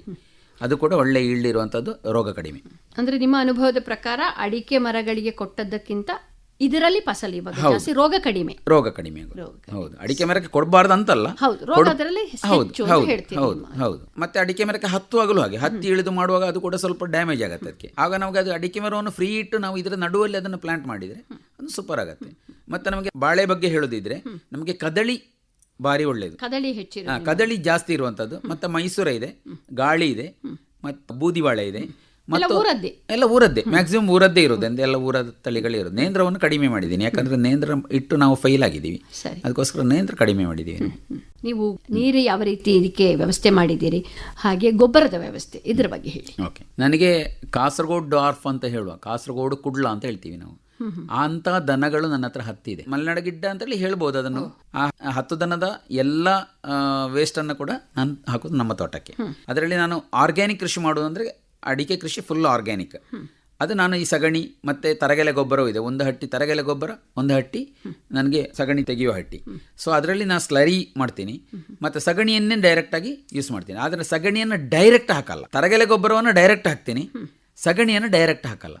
ಅದಕ್ಕೆ ನಾನು ಸಣ್ಣದೊಂದು ಪ್ಲ್ಯಾನ್ ಮಾಡಿದ್ದೀನಿ. ಅಂದರೆ ನಾನು ಭಾರತೀಯ ಪ್ರಾಕೃತಿಕ ಕೃಷಿ ಪದ್ಧತಿ ಅಂತ ಹೇಳುವ ಒಂದು ಸ್ಕೀಮಲ್ಲಿ ನಾನು ಸೆಂಟ್ರಲ್ ಗೌರ್ಮೆಂಟಿಂದು, ಅದು ನಮಗೆ ಕೃಷಿ ಇಲಾಖೆ ಮುಖಾಂತರ ಇಂಪ್ಲಿಮೆಂಟೇಷನ್. ಕೃಷಿ ಇಲಾಖೆ ಅಂದರೆ ತಾಲೂಕು ಮಟ್ಟದಲ್ಲಿ ಮತ್ತು ವಿಲೇಜ್ ಮಟ್ಟದಲ್ಲಿ, ಪಂಚಾಯತ್ ಲೆವೆಲಲ್ಲಿ ಕೂಡ ಇದೆ. ಅದು 2ರಲ್ಲಿ ನಾನು ಕನ್ವೀನರ್ ಆಗಿ ವರ್ಕ್ ಮಾಡ್ತೇನೆ. ಅದರಲ್ಲಿ ನಮಗೊಂದು ಭಾರತೀಯ ಪ್ರಾಕೃತಿಕ ಕೃಷಿ ಪದ್ಧತಿ ರೀತಿಯಲ್ಲಿ, ಅಂದರೆ ಹಳೆಯ ಸಂಪ್ರದಾಯ, ಬಟ್ ಅದು ಈಗಿನ ಹೊಸತನ್ನು ಸೇರಿಸಿಕೊಂಡು ಎಷ್ಟೆಷ್ಟು ಬೇಕಂತ, ಅದಕ್ಕೆ ಹೆಂಗೆ ಮಾಡೋದಂತ ಒಂದು ಸಣ್ಣಕ್ಕೆ ನಾನು ಅದನ್ನು ಕೂಡ ಇಂಟ್ರೊಡ್ಯೂಸ್ ಮಾಡ್ತೀನಿ. ಡೈರೆಕ್ಟ್ ಸಗಣಿಯನ್ನು ಹಾಕಿದರೆ ಅದಕ್ಕೆ ಹುಳ ಬರೋದು ಬೇಗ, ಫಂಗಸ್ ಬರೋದು ಬೇಗ. ಅದಕ್ಕೋಸ್ಕರ ನಾವು ಸಗಣಿಯನ್ನು ನೆರಳಲ್ಲಿ ಒಣಗಿಸ್ತೀವಿ. ಒಣಗಿಸಿ ಅದಕ್ಕೆ ನೀಮ್ ಕೇಕ್ ಅಂದರೆ ಕೈಬೇವಿನ ಹಿಂಡಿ ಮತ್ತು 1 ಕಿಲೋ ಟ್ರೈಕೋಡರ್ಮ ಒಂದು 7 ದಿವಸ ಇಡುವ. ಅದನ್ನು ಸಣ್ಣ ಸೆಣಬಿನ ನಾರಿನ ನಮ್ಮ ಗೋಣಿ ಇದೆಯಲ್ಲ, ಅದನ್ನು ಮುಚ್ಚಿ, ಇಲ್ಲ ಅಂದರೆ ಸೋಗೆ ಮುಚ್ಚಿ, ಇಲ್ಲ ಮಡಲು ಮುಚ್ಚಿ ಇಡಬಹುದು. ಬಿಸಿಲು ಬೀಳಬಾರ್ದು, ನೆರಳಲ್ಲಿ ಇರಬೇಕು. ಮತ್ತು ಅದನ್ನು 2-3 ಸಲ, ಈ 7 ದಿವಸದಲ್ಲಿ 2-3 ಸಲ ಮಗುಚಬೇಕು. ಮಗುಚುವಾಗ ಅದರಲ್ಲಿ ನಿಮಗೆ ಬಿಳಿ, ಪಚ್ಚೆ ಈ ಥರ ಏನೋ ಕಾಣ್ತದೆ ನಿಮಗೆ ಅದರಲ್ಲಿ. ಅದೇ ಥರ ನಾವು 100 ಕಿಲೋ ಸಗಣಿ, ಒಣಗಿದ ಸಗಣಿಯನ್ನು ರೆಡಿ ಮಾಡಬೇಕು. ಇದನ್ನು ಅದಕ್ಕೆ ಆ್ಯಡ್ ಮಾಡಬೇಕು. ಯಾವಾಗ 7 ದಿವಸ ಕಳೆದು ಅದರಲ್ಲಿ ಮತ್ತೆ ವಾಪಸ್ 13 ದಿವಸ ಇಡಬೇಕು. ಮಿಕ್ಸ್ ಮಾಡಬೇಕು, ಅದಕ್ಕೆ ಹಾಕಿ ಮಿಕ್ಸ್ ಮಾಡಬೇಕು. ಅದರಲ್ಲಿ 13 ದಿವಸ ಇಡಬೇಕು. ಅದು ಸಣ್ಣ ಮಾಯಿಶ್ಚರ್, ಅಂದರೆ ನಾವು ಉಂಡೆ ಮಾಡ್ತೀವಿ ಅಲ್ಲ, ಆ ಉಂಡೆಗೆ ಬರುವಂಥ ಮಾಯಿಶ್ಚರ್ ಅದರಲ್ಲಿ ಕಂಟೆಂಟ್ ಇರಬೇಕು, ಸ್ವಲ್ಪ ನೀರಿನಂಶ ಇರಬೇಕು. ಆ ನೀರಿನಂಶದಲ್ಲಿ ನಾವು ಆ ಸಗಣಿಗೆ ಅದನ್ನು ಮಿಕ್ಸ್ ಮಾಡ್ತೀವಿ. ಮಿಕ್ಸ್ ಮಾಡಿ ಮತ್ತೆ 13 ದಿವಸ ಇಡ್ತೀವಿ. ಆವಾಗಲೂ ನಾವು ಒಂದು 4 ಸಲ ಅದನ್ನು ಮಿಕ್ಸ್ ಮಾಡ್ತೀವಿ, ವಾಪಸ್ ಮಿಕ್ಸ್ ಮಾಡ್ತೀವಿ. ಯಾಕಂದರೆ ಈ ಸೂಕ್ಷ್ಮಾಣುಗಳು ಇಡೀ ಸಗಣಿಯಲ್ಲಿ ಪಸರಿಸಲಿಕ್ಕೆ ಬೇಕಾಗಿ. ಹಾಗೆ ಮಾಡಿ ಕೊಂಡೋಗಿ ಹಾಕಿದ ನಂತರ ನನ್ನ ತೋಟದಲ್ಲಿ ರೆಸಿಸ್ಟೆಂಟ್ ಪವರ್ ಹೈಯೆಸ್ಟ್, ಸೂಕ್ಷ್ಮಾಣುಗಳು ಜಾಸ್ತಿ, ಎರೆಹುಳು ಜಾಸ್ತಿ, ಎಲ್ಲ ಅಂದರೆ NPK ಫುಲ್ ಸಿಕ್ಕಿದ ಥರನೇ ನಮ್ಮ ತೋಟ ಮೇಂಟೈನ್ ಆಗಿದೆ. ನನಗೆ ಎಲೆ ಚುಕ್ಕಿ ರೋಗ ಹತ್ತಿರದವರ ತೋಟದಲ್ಲಿ ಇದೆ, ನನ್ನ ತೋಟದಲ್ಲಿ ಅದಕ್ಕಿಂತ 1%, ಅಂದರೆ ಅಲ್ಲಿ 10% ಇದೆ, 10ಕ್ಕೆ 10 ಇದ್ದರೆ ನನ್ನಲ್ಲಿ 10ಕ್ಕೆ 1 ಇದೆ ಅಷ್ಟೇ. ಯಾಕಂದರೆ ಹತ್ತಿರ ತೋಟ ಏನು ಮಾಡೋಕ್ಕಾಗಲ್ಲ, ಸ್ವಲ್ಪ ಬಿಸಿ ಗಾಳಿ ಬಡಿಯುತ್ತೆ ಅದು, ಆ ಥರ ಇದೆ. ಅದು ಎಲ್ಲ ನಮ್ಮ ವಿಜ್ಞಾನಿಗಳೆಲ್ಲ ಬಂದು ನೋಡಿ ಎಸ್ ಅಂತ ಹೇಳಿದಂಥ ಸ್ಥಿತಿ. ಇದನ್ನು ನೋಡಲಿಕ್ಕೆ ಬೇಕಾದ್ರೆ ತುಂಬ ಜನ ನನ್ನಲ್ಲಿಗೆ ಬರ್ತಾ ಇದ್ದಾರೆ. ನ್ಯಾಚುರಲ್ ಫಾರ್ಮಿಂಗ್ ಇದು ಆರ್ಗ್ಯಾನಿಕ್ ಫಾರ್ಮಿಂಗ್ ನಾನು ಹೇಳಿದ್ದು. ಅದೇ ಥರ ನಾನು ತೆಂಗಿಗೆ ಮತ್ತು ನನ್ನ ಹಣ್ಣಿನ ಕೃಷಿ ತೋಟ ಇದೆ, ಅದಕ್ಕೆಲ್ಲ ನಾನು ನ್ಯಾಚುರಲ್ ಫಾರ್ಮಿಂಗ್ ಮಾಡ್ತಾ ಇದ್ದೇನೆ. ನ್ಯಾಚುರಲ್ ಫಾರ್ಮಿಂಗ್ ಅಂದರೆ ನಾನು ಜೀವಾಮೃತ, ಘನಜೀವಾಮೃತ ಮತ್ತು ಬೀಜಾಮೃತ, ಯಾವುದೇ ಒಂದು ಬೀಜವನ್ನು ಅಥವಾ ಸಸಿಯನ್ನು ನೀವು ಬೀಜಾಮೃತದಲ್ಲಿ ಅದ್ದಿ ಅಲ್ಲಿ ಕೊಂಡೋಗಿ ನೆಟ್ಟರೆ ಅದಕ್ಕೆ ರೋಗ ಬರಲ್ಲ ಪಕ್ಕ, ಮತ್ತು ರೆಸಿಸ್ಟೆಂಟ್ ಪವರ್ ಜಾಸ್ತಿ ಆಗುತ್ತೆ. ಸೊ ಬೀಜಾಮೃತದಲ್ಲಿ ಅದ್ದಿ ನಾವು ಮಾಡ್ತಾ ಇದ್ದೀವಿ. ಮತ್ತು ಜೀವಾಮೃತ ಹಾಕ್ತಾ ಇದ್ದೀವಿ. ಜೀವಾಮೃತ ಹಾಕಿದರೆ ಬರೀ ಜೀವಾಮೃತ ಹಾಕಿದರೆ ಸಾಲದು, ಬಯೋ ಡೈವರ್ಸಿಫಿಕೇಷನ್ ಅಂತ ಹೇಳ್ತೀವಿ, ವಿವಿಧ ಬೆಳೆಗಳು. ಇಲ್ಲಾಂದರೆ ಮಲ್ಚಿಂಗ್, ಮಣ್ಣಿಗೆ ಯಾವಾಗಲೂ ಡೈರೆಕ್ಟ್ ಸೂರ್ಯನ ಕಿರಣ ಬೀಳಬಾರ್ದು. ಆ ಥರ ನಾವು ಇದರ ಬುಡವನ್ನು ಮೇಂಟೈನ್ ಮಾಡ್ತೇವೆ. ಬುಡವನ್ನು ಮತ್ತು ಹತ್ತಿರೆಲ್ಲ ಹುಲ್ಲು ಅಂದರೆ ಗ್ರಾಸ್ಗಳು ಬೆಳೆದಿರ್ತವೆ, ಅವುಗಳೆಲ್ಲ ಹಾಗೆ ಬಿಡ್ತೀವಿ. ಯಾಕಂದರೆ ಮಣ್ಣಿಗೆ ಡೈರೆಕ್ಟ್ ಸೂರ್ಯನ ಕಿರಣ ಬೀಳಬಾರ್ದು. ಯಾವಾಗಲೂ ಅದರಲ್ಲಿ ಬೇರುಗಳು ಚಲನೆಯಲ್ಲೇ ಇರಬೇಕು, ಜೀವದಲ್ಲೇ ಇರಬೇಕು. ಹಾಗಿದ್ರೆ ಮಾತ್ರ ನ್ಯಾಚುರಲ್ ಫಾರ್ಮಿಂಗ್ ಆಗುತ್ತೆ. ನ್ಯಾಚುರಲ್ ಫಾರ್ಮಿಂಗಲ್ಲಿ ಮೇಯ್ನ್ ಉದ್ದೇಶ ಏನಂದರೆ ಒಂದು ಲೇಬರ್ ಕಡಿಮೆ ಮಾಡೋದು, ಮತ್ತೊಂದು ಫರ್ಟಿಲೈಸರ್ನ ಖರ್ಚು ಕಡಿಮೆ ಮಾಡೋದು. ಪ್ರಾಕೃತಿಕವಾಗಿ ಅಂದರೆ ನೀವೊಂದು ಕಾಡು, ಈ ಒಂದು ಫಾರೆಸ್ಟ್, ಅದನ್ನು ನೀವು ಅದಕ್ಕೆ ನಾವು ಏನು ಹಾಕಲ್ಲ, ಆದರೂ ಕೂಡ ಅಲ್ಲಿ ಹೂವು ಹಣ್ಣು ಕಾಯಿ ಎಲ್ಲ ಸಿಗುತ್ತಲ್ಲ, ಹೆಂಗೆ ಸಿಗತ್ತೆ? ಅದೇ ರೀತಿ ನಮ್ಮ ತೋಟವನ್ನು ನಾವು ಮೇಂಟೈನ್ ಮಾಡಿದರೆ ನಮಗೆ ಎವರೇಜ್ ಬೆಳೆ ಸಿಕ್ಕಿದ್ರು ಸಾಕು. ಯಾಕಂದರೆ ಅದು ಡೈರೆಕ್ಟ್ ಸಿಗುವಂಥದ್ರಲ್ಲಿ ದೊಡ್ಡ ಖರ್ಚಿಲ್ಲ ನಮಗೆ. ಮತ್ತು ನಾನು ಇದು ಹಾಕ್ತೀನಿ, ಜೀವಾಮೃತ ಹಾಕದೇ ಇರಲಿಕ್ಕೆ ಸಾಧ್ಯನೇ ಇಲ್ಲ. ಯಾಕಂದರೆ ಸೂಕ್ಷ್ಮಾಣುಗಳಿಗೆ ಬೆಳೀಲಿಕ್ಕೆ ಬೇಕಾಗುವಂಥದ್ದೇ ಜೀವಾಮೃತ. ಒಂದು ಘನ ಜೀವಾಮೃತ ಹಾಕಿ, ಇಲ್ಲಾಂದರೆ ಜೀವಾಮೃತ ಹಾಕಿ. ಜೀವಾಮೃತ ಮಾಡೋದು ಹೇಗಂದರೆ ನಾನು 200 ಲೀಟ್ರಿನ ಒಂದು ಡ್ರಮ್ಮಿನ ವಿಷಯ ಹೇಳ್ತೇನೆ.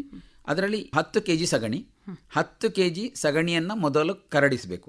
ಅದು ಕಳೆದು ಒಂದು 10 ಲೀಟರ್ ಗೋಮೂತ್ರವನ್ನು ಅದಕ್ಕೆ ಸೇರಿಸಬೇಕು. ಅದು ಕಳೆದು ಸ್ವಲ್ಪ ನೀರಲ್ಲಿ ಒಂದು 2 kg ಬೆಲ್ಲವನ್ನು ಕರಗಿಸಿ ಅದಕ್ಕೆ ಹಾಕಬೇಕು.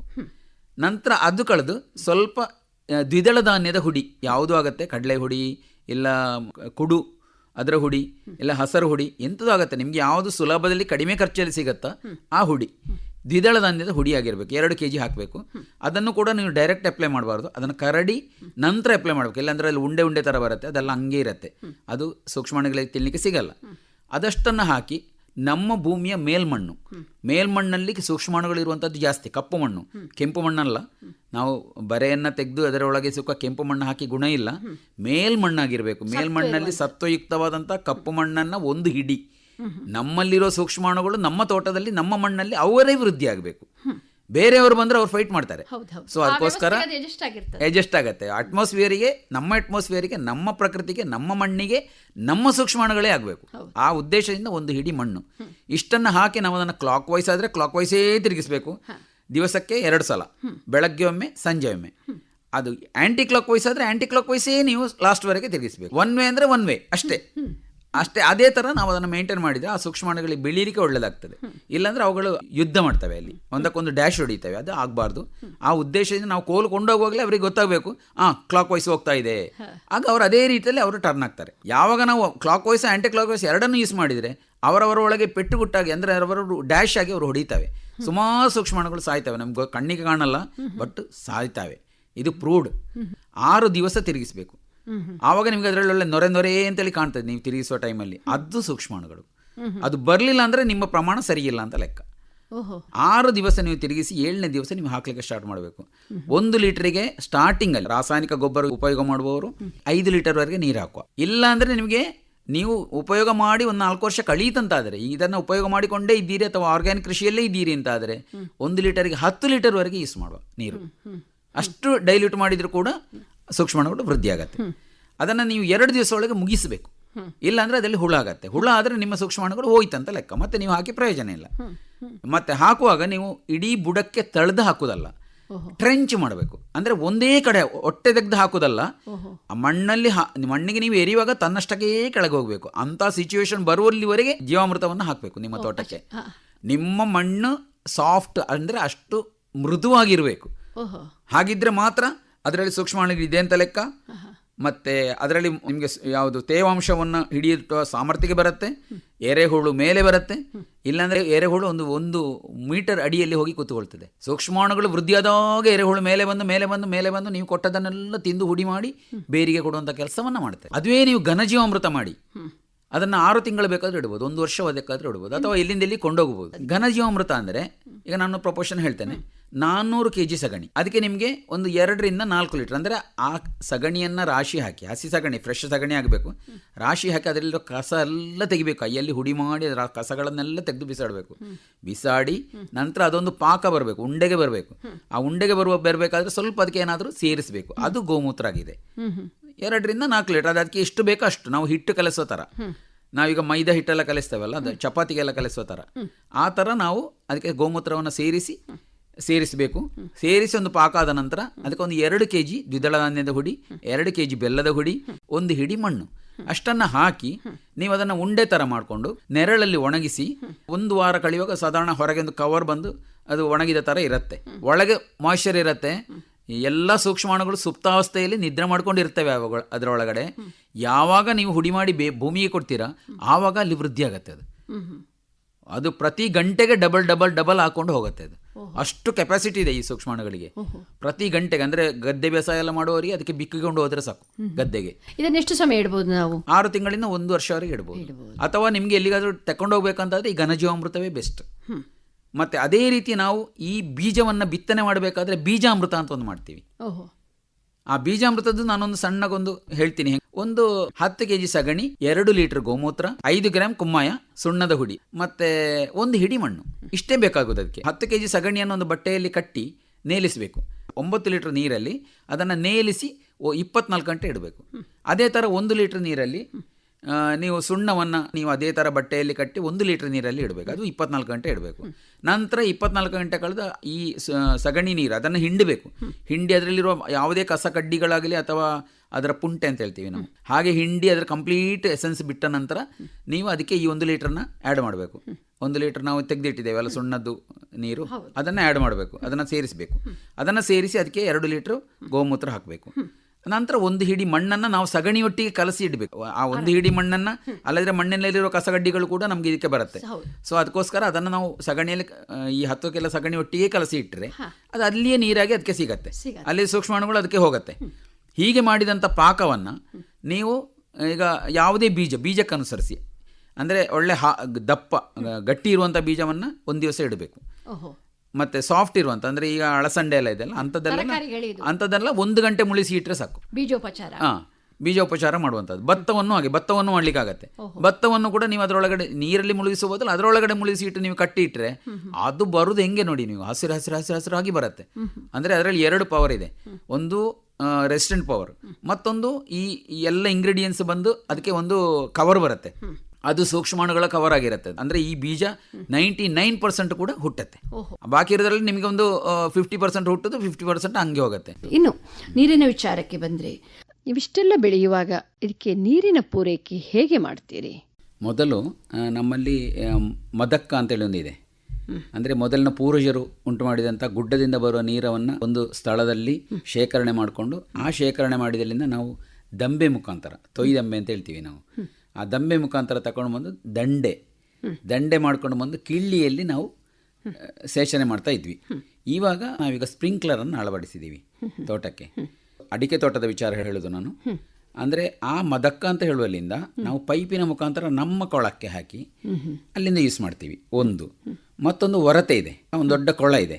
ಆ ಕೊಳಕ್ಕೆ ನಾನು 5 HP ಮೋಟ್ರ್ ಹಾಕಿದ್ದೀನಿ, ಕರೆಂಟ್ ಮೋಟ್ರ್. ಅದನ್ನು ಸ್ವಲ್ಪ ದುರಸ್ತಿ ಮಾಡಿ ಅದನ್ನು ದೊಡ್ಡ ಒಂದು 22 ಫೀಟ್ ಅಗಲ, 24 ಫೀಟ್ ಉದ್ದ ಇಟ್ಕೊಂಡು ನಾನು ಒಂದು 18 ಫೀಟ್ ಆಳ ಇಟ್ಕೊಂಡು ನಾನು ಲ್ಯಾಟ್ರೈಟ್ ಕಲ್ಲೆಲ್ಲ ಕಟ್ಟಿ ಚಂದ ಮಾಡಿದೆ. ಆ ಚಂದ ಮಾಡಿ ಆ ನೀರನ್ನು ನಾವು ಸ್ಪ್ರಿಂಕ್ಲರ್ ಮುಖಾಂತರ ತೋಟಕ್ಕೆ ಹಾಕ್ತಾ ಇದ್ವಿ. ಹಾಗೆ ಚಂದ ಮಾಡಿದ ನಂತರ ನಮ್ಮ ನಬಾರ್ಡಲ್ಲಿ ಒಂದು ಪ್ರಾಜೆಕ್ಟ್ ಬಂತು. ಅದರಲ್ಲಿ ಡೋಲೋಮೈಟ್ ನಮಗೆ ಸಪ್ಲೈ ಮಾಡಲಿಕ್ಕೆ ಇದೆ, ಕೃಷಿಕರಿಗೆಲ್ಲ ಕೊಡಲಿಕ್ಕೆ ಇದೆ ಅಂತೇಳಿ ಆಯಿತು. ಸೊ ನಾವು ಆವಾಗ ಮಣ್ಣು ಟೆಸ್ಟ್ ಮಾಡಿದ್ವಿ. ಅದರೊಳಗೆ ನಾವು ಮಣ್ಣು ಟೆಸ್ಟ್ ಮಾಡಿಲ್ಲ. ನಮ್ಮ ನಬಾರ್ಡ್ ಥ್ರೂ ನಾನು ಸಾಧಾರಣ 100 ಜನ ಕೃಷಿಕರಿಗೆ ಮಣ್ಣು ಟೆಸ್ಟ್ ಮಾಡಿಕೊಟ್ಟೆ. ಅದರಲ್ಲಿ ನಾನು ಒಬ್ಬ. ಹಾಗೆ ನಬಾರ್ಡ್ ಇದರಲ್ಲಿ ನಾನು ಸೆಕ್ರೆಟರಿಯಾಗಿ ವರ್ಕ್ ಮಾಡ್ತೀನಿ 16ರಿಂದ. 19ರಲ್ಲಿ ಇದೊಂದು ಪ್ರಾಜೆಕ್ಟ್ ಬಂತು, KFW ಸಾಯಿಲ್ ಪ್ರಾಜೆಕ್ಟ್ ಅಂತ, ಜರ್ಮನ್ ಪ್ರಾಜೆಕ್ಟ್. ನೀಲೇಶ್ವರದಲ್ಲಿ CRD ಅಂತ NGO ಇದೆ, ಅದರ ಮುಖಾಂತರ ನಮ್ಗೆ ಅದು ಇಂಪ್ಲಿಮೆಂಟೇಷನ್ ಆಯಿತು. ಆ ಇಂಪ್ಲಿಮೆಂಟೇಷನ್ ಆಗುವಾಗ ನಮಗೆ ಫಸ್ಟಿಗೆ ಆ ಡಾಲಮೈಟ್ ಕೊಡಬೇಕು, ನಿಮ್ಮ ಮಣ್ಣಿನ pH ಲೆವೆಲ್ ಸರಿ ಇಲ್ಲ, 3.9 ಇದೆ ಅಂತ ಹೇಳಿ ಡಾಲಮೈಟ್ ಸಪ್ಲೈ ಮಾಡ್ತೀವಿ. ಡಾಲಮೈಟ್ ಅದು ಪ್ರಾಜೆಕ್ಟಲ್ಲಿ ಇಟ್ಟರು. ಆವಾಗ ನನಗೆ ಆಯಿತು, ಡಾಲಮೈಟ್ ಯಾಕೆ ಹಾಕಬೇಕು, ವರ್ಷ ಹಾಕಬೇಕು, ಅದಕ್ಕೆ ತುಂಬ ಇನ್ವೆಸ್ಟ್ಮೆಂಟ್ ಇದೆ, ದುಡ್ಡಿದೆ, ಲೇಬರ್ ಬೇಕು, ಎಲ್ಲ ಪ್ರಾಬ್ಲಮ್ ಇದೆ, ಹಾಗೆ ಏನು ಮಾಡೋದು ಅಂತಲ್ಲ. ಒಂದು ದಿವಸ ನನಗೆ ನನ್ನಷ್ಟಕ್ಕೆ ನನ್ನ ತಲೆಯಲ್ಲಿ ಒಂದು ಜ್ಞಾನೋದಯ ಆಯಿತು. ಏನಂದರೆ ಈ ಡೊಲಮೈಟ್ ಆಗಲಿ ಅಥವಾ ನಾವು ಕ್ಯಾಲ್ಶಿಯಂ ಅಂದರೆ ಸುಣ್ಣ ಅಂತ ಹೇಳ್ತೀವಿ, ಅದೆಲ್ಲ ಬರೋದು ನಮಗೆ ಚಿಪ್ಪಿಯಿಂದ. ಚಿಪ್ಪಿ ಸಿಕ್ಕೋದು ಸಮುದ್ರದಿಂದ. ಸಮುದ್ರದಲ್ಲಿ ಚಿಪ್ಪಿ ಉಂಟಾಗೋದು ನಮ್ಮ ಈ ಮೀನುಗಳ ವೇಸ್ಟ್ ಅಂಥದ್ದೆಲ್ಲ ಉಂಡೆಯಾಗಿ ಅದರಲ್ಲಿ ಅವರು ಒಂದು ಪ್ರಾಣಿಯಲ್ಲಿ ಚಿಪ್ಪಿ ಮಾಡಿ ಅದರಲ್ಲೊಂದು ಮೊಟ್ಟೆ ಇಟ್ಟು ಆ ಚಿಪ್ಪಿಯನ್ನು ತಗೊಂಡು ಬಂದು ನಾವು ಸಿಹಿ ನೀರಿಗೆ ಹಾಕಿ ಆಗುವಾಗ ಅದು ಕರಗೋದು. ಕರಗಿ ಆಗ್ತದೆ, ನಮಗೆ ಸುಣ್ಣ ಆಗೋದು. ಸೊ ಡೈರೆಕ್ಟ್ ನಾವು ಮೀನನ್ನೇ ನಾವು ಕಳಕ್ಕೆ ಹಾಕಿದರೆ, ಸಿಹಿ ನೀರಿಗೆ ಹಾಕಿದರೆ, ಅಲ್ಲಿ ಅವರ ವೇಸ್ಟ್ ಕಾಷ್ಟಗಳೇನಿದೆಯೋ ಅದೆಲ್ಲ ಕರಗಿ ನಮಗೆ ಸ್ಪ್ರಿಂಕ್ಲರ್ ಮಾಡುವಾಗ ತೋಟಕ್ಕೆ ಬಿದ್ದು ಆ ಮಣ್ಣಿನ pH ಲೆವೆಲ್ ಕಂಟ್ರೋಲ್ ಆದೀತಾ ಹೇಳೋ ಒಂದು ಸಂಶಯ ಬಂದು ಮೀನು ಬೇಸಾಯಕ್ಕೆ ನಾನು ಮೀನು ಬೇಸಾಯಕ್ಕೆ ಹೊರಟೆ. ನಾವು ಮೀನು ತಿನ್ನಲ್ಲ, ಮೀನನ್ನು ಅದರಲ್ಲಿ ಬೆಳೆಸಿದೆ, ಮೆಶ್ಶೆಲ್ಲ ಹಾಕಿದೆ. ಅದಕ್ಕೆ ನಾನು ಸಂಬಂಧಪಟ್ಟ ಇಲಾಖೆಯನ್ನು ಕೂಡಲೇ ಸಂಪರ್ಕಿಸಿ ಅವರು ನನಗೆ 1,000 ಮೀನು ಕೊಟ್ಟರು. ಅಸ್ಸಾಂಬಾಳ ಅಂತ ಹೇಳೋ ಮೀನು ಕೊಟ್ಟರು. ಅದೇ 22 ಫೀಟ್ ಆಗಲ್ಲ, 24 ಫೀಟ್ ಉದ್ದ, ಒಂದು 18 ಫೀಟ್ ಆಳ ಕೊಳ್ಳದಲ್ಲಿ ನಾನು ಮೀನು ಸಾಕಣೆ ಮಾಡಿ 2 ವರ್ಷ ಕಳೆದು ಪುನಃ ಇದೇ ನಬಾರ್ಡಿಂದ ನಮಗೆ ಮಣ್ಣು ಪರೀಕ್ಷೆಗೆ ಬಂತು. ಹಾಗೆ ಬರುವಾಗ ಫಸ್ಟಿಗೆ ನಾನು 2019ರಲ್ಲಿ 3.9 ನನ್ನ pH ಲೆವೆಲ್. ಅಂದರೆ ನನಗೆ ಬೆಳೆ ಕಡಿಮೆ ಆಗ್ತಾ ಬರ್ತಾ ಇತ್ತು, ಏನಂತ ಅರ್ಥ ಆಗ್ತಾ ಇಲ್ಲ, ನಾವು ಯಾರ ಹತ್ರ ಕೇಳಲೂ ಇಲ್ಲ. ಇದು ಕಂಡ ನಂತರ ನಾನು ಸ್ವಲ್ಪ ಎಂಕ್ವೈರಿ ಮಾಡಲಿಕ್ಕೆ ಸ್ಟಾರ್ಟ್ ಮಾಡಿದೆ. ಹಾಗೆ 3.9 ಬಂದದನ್ನು pH ಲೆವೆಲ್ ಮತ್ತೆ ನಾನು ವಾಪಸ್ 2022ರಲ್ಲಿ ನೋಡುವಾಗ 5.9 ಇದೆ. ಆವಾಗ ನನಗೆ ಈ ಮೀನಿನ ವೇಸ್ಟಲ್ಲಿ ಇದು ಕ್ಯಾಲ್ಶಿಯಂ ಮಣ್ಣಿಗೆ ಸಿಗತ್ತೆ ಅಂತ ಹೇಳುವಂಥ ಒಂದು ಧೈರ್ಯ ಬಂತು ನನಗೆ. ಸೊ ಅದೊಂದು ಮೀನು ಕೃಷಿಯ ಬಗ್ಗೆ ನಾನು ಹೇಳಿದ್ರೆ, ಈ ಸ್ಪ್ರಿಂಕ್ಲರ್ ಅಂದರೆ ನೀರನ್ನು ಹಾಗೆ ಬಿಡುವ ಬದಲು ನಾವು ಈ ಮೀನಿನ ಟ್ಯಾಂಕಿಗೆ ಹಾಕಿ ಟ್ಯಾಂಕಿಯಿಂದ ನೀರು ಬಿಡುವಂಥ ಒಂದು ವ್ಯವಸ್ಥೆಯನ್ನು ನಾವು ಮಾಡಿಕೊಂಡ್ರೆ ನಮ್ಮ pH ಲೆವೆಲನ್ನು ಕಂಟ್ರೋಲ್ ಮಾಡಲಿಕ್ಕೆ ಸಾಧ್ಯ ಉಂಟು ಅಂತ ಹೇಳೋದನ್ನು ನಾನು ಸಾಧಿಸಿ ತೋರಿಸಿದ್ದೀನಿ. ನೀರಿಗೆ ನಾನು ಬೇರೆ ಎಂತ ಯೂಸ್ ಮಾಡ್ತಾ ಇಲ್ಲ. ಮತ್ತು ನಾವು ನಮ್ಮನ್ನು ತೋಡು ಹೋಗ್ತಾ ಇದೆ, ಅದಕ್ಕೊಂದು ಚೆಕ್ ಡ್ಯಾಮ್ ನಬಾರ್ಡಿನ ಥ್ರೂ ಒಂದು ಚೆಕ್ ಡ್ಯಾಮ್ ನಿರ್ಮಿಸಿದೆ. ಅದರಲ್ಲಿ ನೀರು ನಿಂತ ನಂತರ ಆಗ್ತದೆ ನನಗೆ ಇದೆಲ್ಲ ಸ್ಟಾರ್ಟ್ ಆದ್ದು.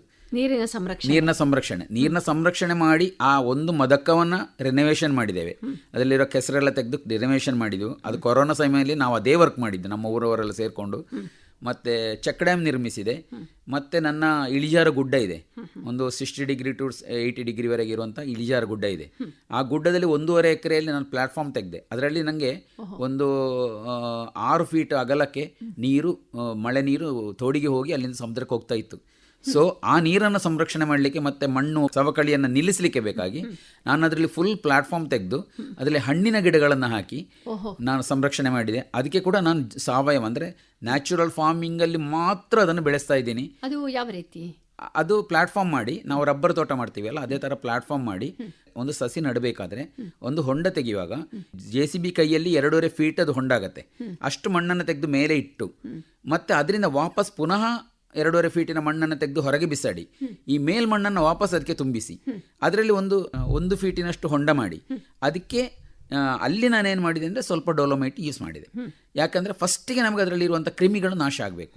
ಅದಕ್ಕೆ ಬೇಕಾಗಿ ಡೋಲೋಮೈಟ್ ಹಾಕಿ ಒಂದು 15 ದಿವಸ ಬಿಟ್ಟು ನಂತರ ಪ್ಲಾಂಟಿಂಗ್ ಮಾಡಿದೆ. ನಮ್ಮ ಇದರಲ್ಲಿ ಲಕೋಟೆಯಲ್ಲಿ ಬರುವಂಥ ಸಸಿಗಳನ್ನು, ಗ್ರಾಫ್ಟೆಡ್ ಸಸಿಗಳು ನನಗೆ ನಬಾರ್ಡಿಂದ ಮಾಡೆಲ್ ಫಾರ್ಮಿಗೆ ಬೇಕಾಗಿ ನನಗೊಂದು 650 ಸೀಡ್ಲಿಂಗ್ಸ್ ಕೊಟ್ಟರು. ಮತ್ತು ನನಗೆ ಬೇರೆ ಬೇರೆ ಡಿಪಾರ್ಟ್ಮೆಂಟಿಂದ ಸಿಕ್ಕಿದ್ದೆಲ್ಲ ಸೇರಿ ಒಂದು 650ರಿಂದ 700 ಸೀಡ್ಲಿಂಗ್ಸ್ ಇದೆ 1.5 ಎಕರೆಯಲ್ಲಿ. High density farming. ಅದರಲ್ಲಿ ನಾನು ಆ ಥರ ಪ್ಲಾಂಟಿಂಗ್ ಮಾಡಿ 15 ದಿವಸ ಕಳೆದು ಅದಕ್ಕೆ ಜೀವಾಮೃತ ಕೊಟ್ಟೆ. ಜೀವಾಮೃತ ಮತ್ತು ನಾನು BPKP ಪದ್ಧತಿಯಲ್ಲಿ ನಾನು ಹೇಳಿದಂಥ ಒಂದು ಫರ್ಟಿಲೈಸರ್ ಇದೆ ನೋಡಿ, ಸಗಣಿಯದ್ದು. ನಟ್ಟ ನಂತರ ಅದೆರಡನ್ನು ಅದಕ್ಕೆ ಕೊಟ್ಟೆ. ಅದಕ್ಕೆ ಕೊಟ್ಟು ಆವಾಗ ಬೇಸಿಗೆ ಕಾಲ ಬರಲಿಕ್ಕೆ ಸ್ಟಾರ್ಟ್ ಆಯಿತು. ಆಗ ನಬಾರ್ಡ್ನವ್ರು ಹೇಳಿದರು, ನೀವು ಅದಕ್ಕೆ ಡ್ರಿಪ್ಪೋ ಸ್ಪ್ರಿಂಕ್ಲರ ಏನಾದರೂ ಒಂದು ವ್ಯವಸ್ಥೆ ಮಾಡಬೇಕು ಹೇಳಿದರು. ಅವರು ಸಸಿ ಕೊಟ್ಟ ಬಿಸಿ ಅವರಿಗಿದೆ. ಸೊ ತಟ್ಟು ಮಾಡಿದ ಬಿಸಿ ನನಗಿದೆ. ನಾನು ಲೋನ್ ತೆಗೆದು 3 ಲಕ್ಷ ರೂಪಾಯಿ ಖರ್ಚು ಮಾಡಿ ನಾನು 1.5 ಎಕರೆಯನ್ನು ತಟ್ಟು ಮಾಡಿದ್ದು. ನೀರು ಕೊಡದೆ ಹಿಂಗೆ ಸಾಕ್ಬೋದು ಹೇಳೋದನ್ನು ನಾನು ಸಾಧಿಸಬೇಕಂತ ನನಗೆ ಇದೆ. ಅದಕ್ಕೋಸ್ಕರ ನಾನು ಕೂಡಲೇ ಜೀವಾಮೃತ ಕೊಡಲಿಕ್ಕೆ ಶುರು ಮಾಡಿದೆ. ಜೀವಾಮೃತದೊಟ್ಟಿಗೆ ಮಲ್ಚಿಂಗ್ ಸ್ಟಾರ್ಟ್ ಮಾಡಿದೆ. ಅದಕ್ಕೆ ನೀವೇನು ಜೀವಾಮೃತ ಕೊಟ್ಟು ಮತ್ತೆ ಮುಚ್ಚಿಗೆ ಹಾಕಿದ್ದು. ನಂತರ ನಾನು ವರ್ಷವೂ ಜೀವಾಮೃತ ಕೊಟ್ಟು ಮುಚ್ಚಿಗೆ ಹಾಕೋದು, ಜೀವಾಮೃತ ಕೊಟ್ಟು ಮುಚ್ಚಿಗೆ ಹಾಕೋದು, ಆ ಥರ ಮಾಡಲಿಕ್ಕೆ ಶುರು ಮಾಡಿದೆ. ಅದು ಮಾಡಿದಲ್ಲಿ ನನಗೆ ಒಂದು ಸಸಿ ಕೂಡ ಸಾಯಲಿಲ್ಲ. ನಾನು ಮಳೆ ನೀರು ಬಿಟ್ಟು ಬೇರೆ ಯಾವುದೇ ನೀರನ್ನು ಅದಕ್ಕೆ ಹಾಕ್ತಾ ಇಲ್ಲ. ಆಗ ನೀರು ಸಂರಕ್ಷಣೆ ಆಯಿತು, ಮತ್ತು ಅದರೊಟ್ಟಿಗೆ ವಾತಾವರಣ ಕೂಡ ಶುದ್ಧ ಆಯಿತು. ಅದೀಗೊಂದು ಮಾಡೆಲ್ ಪ್ಲಾಟ್ ಆಗಿ ಬಂದಿದೆ. 3 ವರ್ಷ ಕಳೆದು 4ನೇ ವರ್ಷ ನಡೀತಾ ಇದೆ. ಇವಾಗ ಅದರಲ್ಲಿ ನಾನು ನಡುವಾಗಲೇ ವೆರೈಟಿ ಆಫ್ ಮಾವು, ವೆರೈಟಿ ಆಫ್ ಹಲಸು, ಲಿಂಬೆ ಹುಳಿ, ಆರೆಂಜ್, ಮುಸಂಬಿ, ನೆಲ್ಲಿಕಾಯಿ, ನೇರಳೆ, ನುಗ್ಗೆ, ಪುನರ್ಪುಳಿ, ಚಿಕ್ಕು, ಹಲವು ವೆರೈಟಿಗಳನ್ನು ಅದರಲ್ಲಿ ನಾನು ಇಂಪ್ಲಿಮೆಂಟೇಷನ್ ಮಾಡಿದ್ದೇನೆ. ಚಂದ ಬಂದಿದೆ. ಮತ್ತು ಪೆಸ್ಟ್ ಉಪದ್ರ ಮಾಡೋದಕ್ಕೆ ನಾನೊಂದು ಫಿರಮನ್ ಟ್ರ್ಯಾಪ್ ಅಂತ, ಅದು ಕೂಡ ಆರ್ಗ್ಯಾನಿಕ್, ಒಂದು ಕರಡಿಗೆಯಲ್ಲಿ ಒಂದು ಕೇಕ್ ಇಟ್ಟು ಮಾಡುವಂಥದ್ದು. ಅದು ಒಂದು 9 ತಂದದ್ರೊಳಗೆ ಇಟ್ಟಿದ್ದೀನಿ. ಅದರ ಒಟ್ಟಿಗೆ ನಾನು ನೀಮ್ ಸಸಿಗಳನ್ನು ಒಂದು 60 ಸಸಿಗಳನ್ನು ಅದರೊಳಗೆ ಇಟ್ಟಿದ್ದೀನಿ. ಯಾಕಂದರೆ ಆ ನೀಮಿನ ಗಾಳಿಗೆ ಮ್ಯಾಕ್ಸಿಮಮ್ ಪೆಸ್ಟ್ಗಳು ಓಡಿ ಹೋಗುತ್ತೆ. ಅದರಲ್ಲಿ ನನಗೆ ಜಲ ಸಂರಕ್ಷಣೆ, ಮಣ್ಣು ಸಂರಕ್ಷಣೆ ಮತ್ತು ವಾಯು ಸಂರಕ್ಷಣೆ 3 ಕೂಡ ಆಗ್ತಾ ಇದೆ. ಅದರಲ್ಲಿ ಕೂಡ ನಾನೊಂದು ಹೇಳಲಿಕ್ಕೆ ಇಷ್ಟಪಡ್ತೀನಿ. 1 ವರ್ಷ 2 ತಿಂಗಳು ಆಗುವಾಗ ನನಗೆ ಪೇರಳೆ ಸಿಕ್ಕಿದೆ. ಅದು 1 ಕಿಲೋ 100 ಗ್ರಾಮ್ ಬಂದಿದೆ. 3 ವರ್ಷ ನಾನು ಯಾವುದೇ ಒಂದು ಬಿಸ್ನೆಸ್ ಅದರಲ್ಲಿ ಮಾಡಿಲ್ಲ. ಇನ್ನು 4 ವರ್ಷ ಕಳೆದ ನಂತರ ನಾನು ಅದನ್ನು ಸೇಲ್ ಮಾಡೋದಾ, ವ್ಯಾಲ್ಯೂ ಎಡಿಷನ್ ಮಾಡೋದಾ, ಏನೋ ಒಂದು ಮಾಡ್ತಾ ಇರ್ತೀವಿ. ಯಾಕಂದರೆ ನಾನು 1550 ಹೆಕ್ಟೇರ್ ಪ್ರದೇಶವನ್ನು ನಬಾರ್ಡಿನ ಥ್ರೂ ಮುಗು ವಾಟರ್ ಶೆಡ್ ಅಂತ ಹೇಳುವಂಥ ಒಂದು ಸಂಸ್ಥೆಯಲ್ಲಿ CRD ಅವರ ಸಪೋರ್ಟಿನೊಂದಿಗೆ, CRD ಅಂದರೆ NGO, ಅವರ ಸಪೋರ್ಟಿನೊಂದಿಗೆ ನಾವು ಮಾಡ್ತಾ ಇದ್ದೀವಿ. ಅದು ಮಾಡಿದಲ್ಲಿ ನಾವು ತುಂಬ ಹಣ್ಣು ಹಂಪಲು ಸಸಿಗಳನ್ನು ಕೊಟ್ಟಿದ್ದೀವಿ. ಇನ್ನು ಅವರಿಗೆ ಅದರಲ್ಲಿ ಫಸಲು ಬರುವಾಗ ನಾವು ಅವರಿಗೆ ವ್ಯಾಲ್ಯೂ ಎಡಿಷನ್ ಮಾಡಿ ಒಳ್ಳೆ ರೇಟ್ ತೆಗೆಸಿ ಕೊಡದಿದ್ದರೆ ಅದು ತಪ್ಪಾಗ್ತದೆ. ಅದಕ್ಕೆ ಬೇಕಾಗಿ ನಾವೊಂದು FPC ಫಾರ್ಮರ್ ಪ್ರೊಡ್ಯೂಸರ್ ಕಂಪನಿಯನ್ನು ಸ್ಟಾರ್ಟ್ ಮಾಡಲಿಕ್ಕೆ ಕೂಡ ಒಂದು ಪ್ರಿಪರೇಷನ್ ಆಗ್ತಾ ಇದೆ. ಅದು ಜಿಲ್ಲಾ ಲೆವೆಲಲ್ಲಿ ಕೇರಳ ಸರ್ಕಾರದ ವತಿಯಿಂದಲೇ ಆಗ್ತಾ ಇದೆ. ಆ ಗುಡ್ಡದ ಅದರ ಬಾರ್ಡ್ರಿಗೆ ನಾನೊಂದು 250 ಬಿದಿರು ಸಸಿಗಳನ್ನು ನೆಟ್ಟಿದ್ದೀನಿ. ಆ ಬಿದಿರು ಸಸಿಗಳಲ್ಲಿ ಕೂಡ ಮಣ್ಣು ಸಂರಕ್ಷಣೆ ಆಗ್ತದೆ, ಜಲ ಸಂರಕ್ಷಣೆ ಆಗ್ತದೆ. ಮತ್ತೊಂದು ಪ್ಲಸ್ ಪಾಯಿಂಟ್ ಅಂದರೆ ಕಾರ್ಬನ್ ಕ್ರೆಡಿಟ್ ಅಂತ ಹೇಳುವಂಥ ಒಂದು ವಿಚಾರ ಇದರಲ್ಲಿ ಬಿದಿರಲ್ಲಿ ಆಗುವಷ್ಟು ಯಾವುದರಲ್ಲಿಯೂ ಆಗೋದಿಲ್ಲ. ಯಾಕಂದರೆ ಕಾರ್ಬನ್ ಕ್ರೆಡಿಟ್ ಅಂದರೆ ಅದು ನಮಗೆ ಫೋಟೋಸಿಂಥಸಿಸ್ ಮಾಡುವಂಥ ಎಲ್ಲ ಸಸಿಗಳು ಕೂಡ, ಯಾವುದೇ ಒಂದು ಸಣ್ಣ ಸಸ್ಯ ಇರಲಿ ದೊಡ್ಡ ಮರ ಇರಲಿ, ಫೋಟೋಸಿಂಥಸಿಸ್ ಅಂತ ಆಗ್ತದೆ. ಅದು ಆಗುವಾಗ ನಮಗೆ ಆಕ್ಸಿಜನ್ ಬಿಡುಗಡೆ ಮಾಡ್ತದೆ, ಕಾರ್ಬನ್ನ ಎಳ್ಕೊಂಡು ಹೂ ಹಣ್ಣು ಕಾಯಿ ಬಿಡ್ತದೆ. ಮ್ಯಾಕ್ಸಿಮಮ್ ಅದಕ್ಕೆ ಬೇಕಾದಷ್ಟು ತಕ್ಕೊಂಡು ಬಾಕಿ ಇರೋದನ್ನು ಅದು ಬೇರೆ ಮುಖಾಂತರ ಮಣ್ಣಿಗೆ ಕೊಡ್ತದೆ. ಆ ಕ್ರೆಡಿಟ್ ಮಾಡುವಂಥ ಕೆಲಸವನ್ನು ಬಿದಿರು ಹೈಯೆಸ್ಟ್ ಮಾಡ್ತದೆ. ಯಾಕಂದರೆ ಬಿದಿರಲ್ಲಿ ಹೂ ಹಣ್ಣು ಕಾಯಿ ಬಿಡೋದು 60 ವರ್ಷದಿಂದ 80 ಅಥವಾ 90 ವರ್ಷದ ಆ ಗ್ಯಾಪಲ್ಲಿ ಆಗಿರ್ತದೆ. ಸೊ ಅದು ಯಾವಾಗ ಈ ಫೋಟೋಸಿಂಥಸಿಸ್ ಮಾಡ್ತಾ ಇರ್ತದ ಆವಾಗ ಅದು ಕಂಪ್ಲೀಟ್ ಮಾಡಿದ್ದನ್ನು ಅದು ತಗೊಳ್ಳೋದೇ ಇಲ್ಲ, ಕಂಪ್ಲೀಟ್ ಅದು ಭೂಮಿಗೆ ಕೊಡ್ತಾ ಇರ್ತದೆ. ಅದನ್ನು ಕೂಡ ಒಂದು 250 ಬಿದಿರನ್ನು ನನ್ನ ಕಾಂಪೌಂಡ್, ನನ್ನ ಫುಲ್ ಬಾರ್ಡ್ರಿಗೆ ನಾನು ಹಾಕಿದ್ದೀನಿ. ಅದು ಕೂಡ ಈಗ ಒಳ್ಳೆ ಗ್ರೋತಲ್ಲಿದೆ. ನಾನೊಂದು ಕಾರ್ಬನ್ ಕ್ರೆಡಿಟ್ ಸೊಸೈಟಿಯಲ್ಲಿ ಕೂಡ ವರ್ಕ್ ಮಾಡ್ತಾ ಇದ್ದೀನಿ. ಅದರಲ್ಲಿ ಕೂಡ ಕೃಷಿಕರಿಗೆ ದುಡ್ಡು ಬರುವಂಥ, ಡೈರೆಕ್ಟ್ ಸ್ವಿಸ್ ಬ್ಯಾಂಕಿನಲ್ಲಿ ದುಡ್ಡು ಬರುವಂಥ ಒಂದು ವ್ಯವಸ್ಥೆ ಇದೆ ಕಾರ್ಬನ್ ಎಕ್ಸ್ಚೇಂಜಿಂದ. ಈಗ ಜೀವಾಮೃತ ಕೊಡುದು ಒಂದು ಮಳೆ ನಿಂತ ನಂತರ ಯಾವಾಗ ನೀವು ಆರಂಭಿಸ್ತೀರಿ ಮತ್ತೆ ಎಷ್ಟು ದಿವಸಗಳಿಗೆ ಒಮ್ಮೆ ಕೊಡಬೇಕಾಗತ್ತೆ? ಜೀವಾಮೃತವನ್ನು ನಾವು ಸ್ಟಾರ್ಟಿಂಗಲ್ಲಿ ಅಂದರೆ ಶುರುವಿಗೆ ನಮಗೆ ಏನಿರ್ತದೆ ಅಂದರೆ ಆ ಮಣ್ಣಲ್ಲಿ ಏನಿರುವುದಿಲ್ಲ. ವರ್ಷಕ್ಕೆ 6 ಸಲ ಕೊಡ್ಬೋದು. ಅದು ನಾವು 1 ವರ್ಷ 6 ಸಲ ಕೊಟ್ಟರೆ ಮತ್ತಿನ ವರ್ಷ 5 ಮಾಡ್ಬೋದು, ಮತ್ತಿನ ವರ್ಷ 4. ನಾನು ಆ ಥರ ಮಾಡಿಕೊಂಡು ಇವಾಗ ನಾನು 2 ಸಲ 3 ಸಲ ಕೊಡೋದು ಅಷ್ಟೇ. ಈಗ 4ನೇ ವರ್ಷದಿಂದ ನಾನು ಇನ್ನಿಗೆ ನೆಕ್ಸ್ಟ್ ನಾನು ಕೊಡಲಿಕ್ಕೆ ಇಲ್ಲ ಅಂತ ಇದೆ. ಯಾವಾಗ ಗೊತ್ತಾ, ಒಂದು 5 ವರ್ಷ ನಾನು ಕಂಟಿನ್ಯೂಸ್ ಈ ಥರ ಕೊಟ್ಟರೆ ಮತ್ತೆ ನಮಗೆ ನ್ಯಾಚುರಲ್ ಅಂದರೆ ನ್ಯಾಚುರಲ್, ಅದು ಕಾಡು ಥರ ಇರುತ್ತೆ. ಅಲ್ಲಿ ಮೈಕ್ರೋಬ್ಸ್ ತನ್ನಷ್ಟಕ್ಕೆ ಡೆವಲಪ್ ಆಗುತ್ತೆ, ಅದುವೇ ಸಂರಕ್ಷಿಸ್ತದೆ. ಆ ಸಸಿಗಳಲ್ಲಿ ಇರುವಂಥ ಎಲೆಗಳಿದೆ, ಎಲೆಗಳಲ್ಲಿ ಶುಗರ್ ಅಂತ ಒಂದು ಬರುತ್ತೆ. ಸೊ ಆ ಶುಗರನ್ನು ಅದು ಮೇಂಟೈನ್ ಮಾಡ್ಕೊಂಡು ಅದಕ್ಕೆ ಬೇಕಾದಷ್ಟು ತಕ್ಕೊಂಡು ಬಾಕಿ ಇರೋದನ್ನು ಎಲೆಗಳಲ್ಲಿ ಅದು ಸೇಫ್ ಮಾಡುತ್ತೆ. ಅದು ಎಲೆಗಳಲ್ಲಿ ಶೇಖರಣೆ ಮಾಡಿ ಆ ಎಲೆ ಅದು ಪ್ರಾಯ ಆಗುವಾಗ ಕೆಳಗೆ ಬೀಳ್ತದೆ. ಆ ಬಿದ್ದ ಎಲೆಗಳು ಮಣ್ಣಿಗೆ ಸೇರುವಾಗ ನಮ್ಮ ಸೂಕ್ಷ್ಮಾಣುಗಳಿಗೆ ತಿನ್ನಲಿಕ್ಕೆ ಬೇಕಾಗುವಂಥ ಅಷ್ಟು ಶುಗರ್ ಆಗಲಿ ಯಾವುದೇ ವಿಟಮಿನ್ಸ್ ಆಗಲಿ ಆ ಎಲೆಗಳಲ್ಲಿ ಇರುತ್ತೆ. ಆ ಎಲೆಗಳನ್ನು ತಿಂದು ನಂತರ ಅದು ಕಾಡು ಥರ ಆಗಿ ಆ ಮೇಲ್ಮಣ್ಣು ಒಳ್ಳೆ ಫರ್ಟಿಲಿಟಿಯಾಗಿ ಬರುತ್ತೆ. ಆವಾಗ ನಮಗೆ ಯಾವುದೇ ಒಂದು ಅದಕ್ಕೆ ಇನ್ವೆಸ್ಟ್ಮೆಂಟ್ ಇಲ್ಲದೆ ಯಾವಾಗ ನಾವು 3-4 ವರ್ಷ ಅಥವಾ 5 ವರ್ಷ ನಾವು ಅದನ್ನು ನೋಡಿದ್ದೇವೆ, ಮತ್ತೆ ಅದು ನಮ್ಮನ್ನು ನೋಡ್ಕೊಳ್ತದೆ. ಏನು ಖರ್ಚು ಇಲ್ಲದೆ ನಮ್ಮನ್ನು ನೋಡ್ಕೊಳ್ತೇವೆ. ಕೊಯ್ಯುವ ಖರ್ಚು, ವ್ಯಾಲ್ಯೂ ಎಡಿಷನ್ ಮಾಡುವ ಖರ್ಚು ಮಾತ್ರ ನಮಗೆ ಬರುತ್ತೆ. ಆವಾಗ ನಾವು ಒಳ್ಳೆ ಒಂದು ಇನ್ಕಮ್ ಹೋಲ್ಡರ್ ಆಗಿ ಬರ್ತೀವಿ, ವೈಟ್ ಕಾಲರ್ ಜಾಬ್ ಆಗಿ ಬರುತ್ತೆ. ಮುಂದಿನ ಜನರೇಷನ್ ಇದನ್ನು ಅಳವಡಿಸಿಕೊಂಡ್ರೆ, ಮುಂದಿನ ಜನರೇಷನ್ಗೆ ಇಂದ ತಿಳಿಯಪಡಿಸಿದರೆ ಎಲ್ಲ ಮಕ್ಕಳು ಕೂಡ, ಎಲ್ಲ ಮನೆಯಲ್ಲಿ ಎಲ್ಲ ಮಕ್ಕಳು ಕೂಡ ಕೃಷಿ ಮಾಡಲಿಕ್ಕೆ ಮುಂದೆ ಬರ್ತಾರೆ. ಇದುವೇ ನಮ್ಮ ಉದ್ದೇಶ. ಮುಂದಿನ ಜನರೇಷನ್ ಬರಲಿಲ್ಲ ಅಂದರೆ ಮುಂದೆ ಊಟ ಮಾಡಲಿಕ್ಕೆ ಕೂಡ ಅಕ್ಕಿ ಇರಲಿಕ್ಕಿಲ್ಲ ಅಂತ ಒಂದು ಸಿಚುವೇಶನ್ ಬರ್ತಾ ಇದೆ. ಎಲ್ಲರೂ ಜಾಬ್ ಅಂತ ದುಡ್ಡಿಗೆ ಬೇಕಾಗಿ ಹೊರಗೆ ಹೋಗ್ತಾ ಇದ್ದಾರೆ. ಅವರನ್ನು ನಿಲ್ಲಿಸಲಿಕ್ಕೆ ಬೇಕಾಗಿ ನಾವು ನ್ಯಾಚುರಲ್ ಫಾರ್ಮಿಂಗನ್ನು ಕೇರಳಕ್ಕೆ ತಂದಿದ್ದೀವಿ. ಇದೇ ರೀತಿ ಎಲ್ಲ ಇಂಡಿಯಾದಲ್ಲಿ ಅದು ಪಸರಿಸಲಿ ಅಂತೇಳಿ ನಮ್ಮದೊಂದು ಆಶಯ. ನೀವು ಇಷ್ಟು ದೊಡ್ಡ ಮಟ್ಟದ ಸಾವಯವ ಕೃಷಿಯನ್ನು ಮಾಡ್ತೀರಿ ಹೇಳ್ಬೋದು. ನೀವು ನೀವು ಸರ್ಕಾರದಿಂದ ನಿಯೋಜಿತವಾಗಿರುವಂತಹ ಯಾವುದಾದರೂ ಸಂಘ ಸಂಸ್ಥೆಗಳ ಒಂದು ಸಂಬಂಧವನ್ನು ಪಡ್ಕೊಂಡಿದ್ದೀರಾ? ಯೋಜನೆಗಳನ್ನಾಗಲಿ ಸವಲತ್ತುಗಳನ್ನು ನೀವು ಯಾವ ರೀತಿ, ನಬಾರ್ಡ್ ಆಗಲಿ ಇದೆಲ್ಲ ಹೇಳಿದ್ರಲ್ಲ, ಇದನ್ನು ಯಾವ ರೀತಿ ನೀವು ಅದನ್ನು ಮ್ಯಾನೇಜ್ ಮಾಡ್ತೀರಿ? ಯಾವ ರೀತಿ ಆ ಸವಲತ್ತುಗಳನ್ನೆಲ್ಲ ಉಪಯೋಗಿಸ್ತೀರಿ ಅಥವಾ ಜನರಿಗೊಂದು ತಲುಪಿಸ್ತೀರಿ? ಇದ್ರ ಬಗ್ಗೆ ಹೇಳಿ. ನಾನು ಸಾಧಾರಣ ಒಂದು 35-36 ವರ್ಷ ಆಯಿತು. ಬೆಳಗ್ಗೆ 4 ಗಂಟೆಗೆ ಹೇಳ್ತೀನಿ ನಾನು. ರಾತ್ರಿ 1:30 ಗಂಟೆವರೆಗೆ ನಮ್ಮದು ಎಷ್ಟು ಕೆಲಸ ಸಾಧ್ಯ ಉಂಟು ಅಷ್ಟು ಕೆಲಸ ನಾವು ಮಾಡ್ತಾ ಇರ್ತೀವಿ. ರಾತ್ರಿ ಆದ ನಂತರ ನಮ್ಮದು ಅಕೌಂಟಿಂಗ್ಸ್ ಇರುತ್ತೆ. ಆವತ್ತಾವತ್ತಿನ ಅಕೌಂಟಿಂಗ್ಸ್ ಆವತ್ತಾವತ್ತೇ ಕ್ಲೋಸ್ ಮಾಡ್ತೀವಿ. ಅದು ವೆರಿ ಇಂಪಾರ್ಟೆಂಟ್. ಯಾಕಂದರೆ ನಾಳೆಗೆ ಯಾವುದನ್ನು ಇಡಬಾರ್ದು, ಅದು ಹಾಳಾಗತ್ತೆ. ಅದರ ಒಟ್ಟಿಗೆ ನಾನೇನು ಮಾಡ್ತೀನಿ ಅಂದರೆ ವೆಲ್ಫೇರ್ ಕಮಿಟಿಗಳಲ್ಲಿ ಇದ್ದೀನಿ. ಇಲ್ಲಿ ಸ್ಕೂಲಲ್ಲಿ ಮತ್ತು ಅಂಗನವಾಡಿಗಳಲ್ಲಿ ವೆಲ್ಫೇರ್ ಕಮಿಟಿಯಲ್ಲಿ ಇದ್ದೀನಿ. ಮತ್ತು ಅದರೊಟ್ಟಿಗೆ ಮ್ಯಾನೇಜ್ಮೆಂಟ್ ಕಮಿಟಿಯಲ್ಲಿ ಕೂಡ ಇದ್ದೀನಿ. ನಾನು ಅದರಲ್ಲಿ ವರ್ಕ್ ಮಾಡ್ತಾ ಇರ್ತೀನಿ. ಮತ್ತು BPKP ಪದ್ಧತಿ ಅಂತ ಇದೆ, ಅದರಲ್ಲಿ CRP ಆಗಿ ವರ್ಕ್ ಮಾಡ್ತಾ ಇದ್ದೀನಿ. CRP ಅಂದರೆ ಕಮ್ಯುನಿಟಿ ರಿಸೋರ್ಸ್ ಪರ್ಸನ್ ಆಗಿ ವರ್ಕ್ ಮಾಡ್ತಾ ಇದ್ದೀನಿ. ಮೇರಾ ಗಾಂವ್ ಮೇರಾ ಗೌರವ್ ಅಂತ CPCRAಯಲ್ಲಿ ಇದೆ.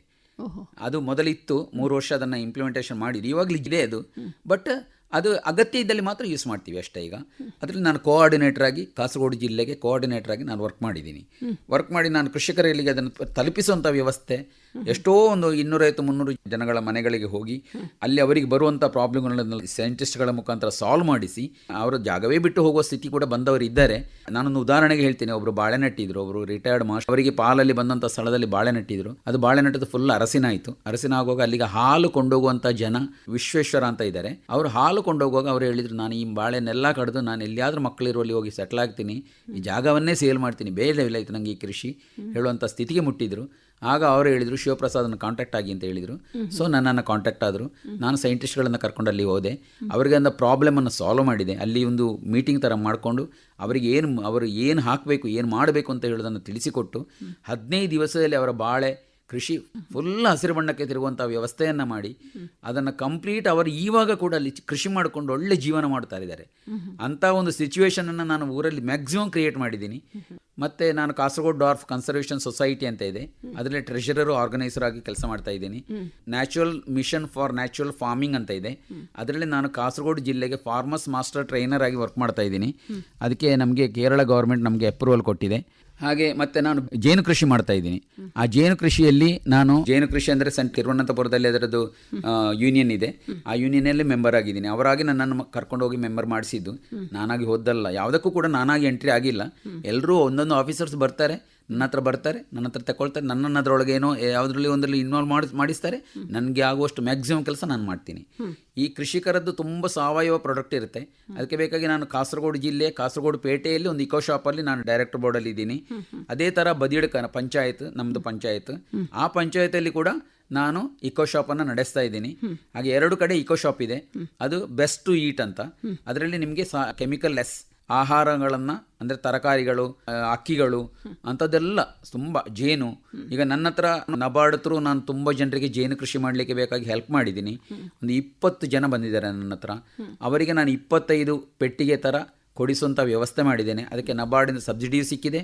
ಅದರೊಟ್ಟಿಗೆ ಕೇರಳ ಬ್ಯಾಂಕಲ್ಲಿ ಲೋನು ತೆಗೆಸಿಕೊಟ್ಟಿದ್ದೀನಿ, ಸಣ್ಣ ಪರ್ಸೆಂಟೇಜಿಗೆ 3 ವರ್ಷಕ್ಕೆ ಲೋನ್ ತೆಗೆದುಕೊಟ್ಟಿದ್ದೀನಿ. ಆ 3 ವರ್ಷ ತೆಗೆದಂಥ ಲೋನನ್ನು ಅವರು ಕ್ಲಿಯರ್ ಮಾಡಿದ್ದಾರೆ. ಎಲ್ಲರೂ ಕೂಡ ಸಬ್ಸಿಡಿಯನ್ನು ಪಡ್ಕೊಂಡಿದ್ದಾರೆ. ಈಗ ಜೇನು ಕೃಷಿಯನ್ನು ಮಾಡ್ತಾ ಇದ್ದಾರೆ. ಈಗ ನ್ಯಾಚುರಲ್ ಫಾರ್ಮಿಂಗ್ ಅಲ್ಲಿ ಯಾವ ರೀತಿ ಜೇನು ಕೃಷಿ ಮಾಡ್ತೀರಿ ಅದರ ಬಗ್ಗೆ ಹೇಳಿ ಸರ್. ಜೇನು ಕೃಷಿ ಮಾಡಿದಲ್ಲಿ ನಮಗೆ ಪರಾಗಸ್ಪರ್ಶ ನಮ್ಮ ತೋಟದಲ್ಲಿ, ಈಗ ನನ್ನ ತೆಂಗಿನ ತೋಟದಲ್ಲಿ 300-400 ಕೊಯ್ತಾ ಇದ್ದ ಸ್ಥಳದಲ್ಲಿ ನಾನು 1200 ಕೊಯ್ತಾ ಇದ್ದೀನಿ ಒಮ್ಮೆ ಕೊಯ್ಯುವಾಗ. ಅಷ್ಟು ನನಗೆ ಜೇನು ಕೃಷಿಯಲ್ಲಿ ವೃದ್ಧಿಯಾಗಿದೆ. ನನ್ನ ಹತ್ರ ದೊಡ್ಡ ಜೇನು ಪೆಟ್ಟಿಗೆ ಅಂದರೆ ಅದು ಕುಟ್ಟುತ್ತದೆ, ಆ ಥರ ಜೇನು ಪೆಟ್ಟಿಗೆ ಇದೆ. ನನ್ನ ವಾಟರ್ಶೆಡ್ ಏರಿಯಾದಲ್ಲೂ ಇದೆ. 1550 ಹೆಕ್ಟೇರ್ ಪ್ರದೇಶವನ್ನು ನಾನು ನೋಡ್ತಾ ಇದ್ದೀನಿ. ಆ ವಾಟರ್ಶೆಡ್ ಏರಿಯಾದಲ್ಲೂ ಇದೆ. ಮತ್ತು ನಮ್ಮ ಹತ್ರ ಸಣ್ಣ ಜೇನು ಮೊಜಂಟಿ ಅಂತ ಹೇಳ್ತೀವಿ ಅದನ್ನು, ಅದು ನನ್ನ ಹತ್ರ 48 ಬಾಕ್ಸ್ ಈಗ ಆಲ್ರೆಡಿ ಇದೆ. ನಾನು ಅದಕ್ಕೆ ಒಳ್ಳೆ ರೇಟ್ ಇದೆ. ನಾನು ಈಚೆ ಜೇನನ್ನು 600 ರೂಪಾಯಿಗೆ ಸೇಲ್ ಮಾಡ್ತೀನಿ ಪೆಟ್ಟಿಗೆ ಜೇನನ್ನು.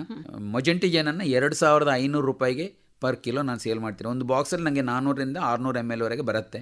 ಅದು ನನ್ನ ಹತ್ರ 48 ಬಾಕ್ಸ್ ಇದೆ. ಬಾಕ್ಸಲ್ಲಿ ನಾನು ವರ್ಷಕ್ಕೊಮ್ಮೆ ತೆಗೆಯುವುದು ಮೊಜಂಟಿ ಜೇನನ್ನು.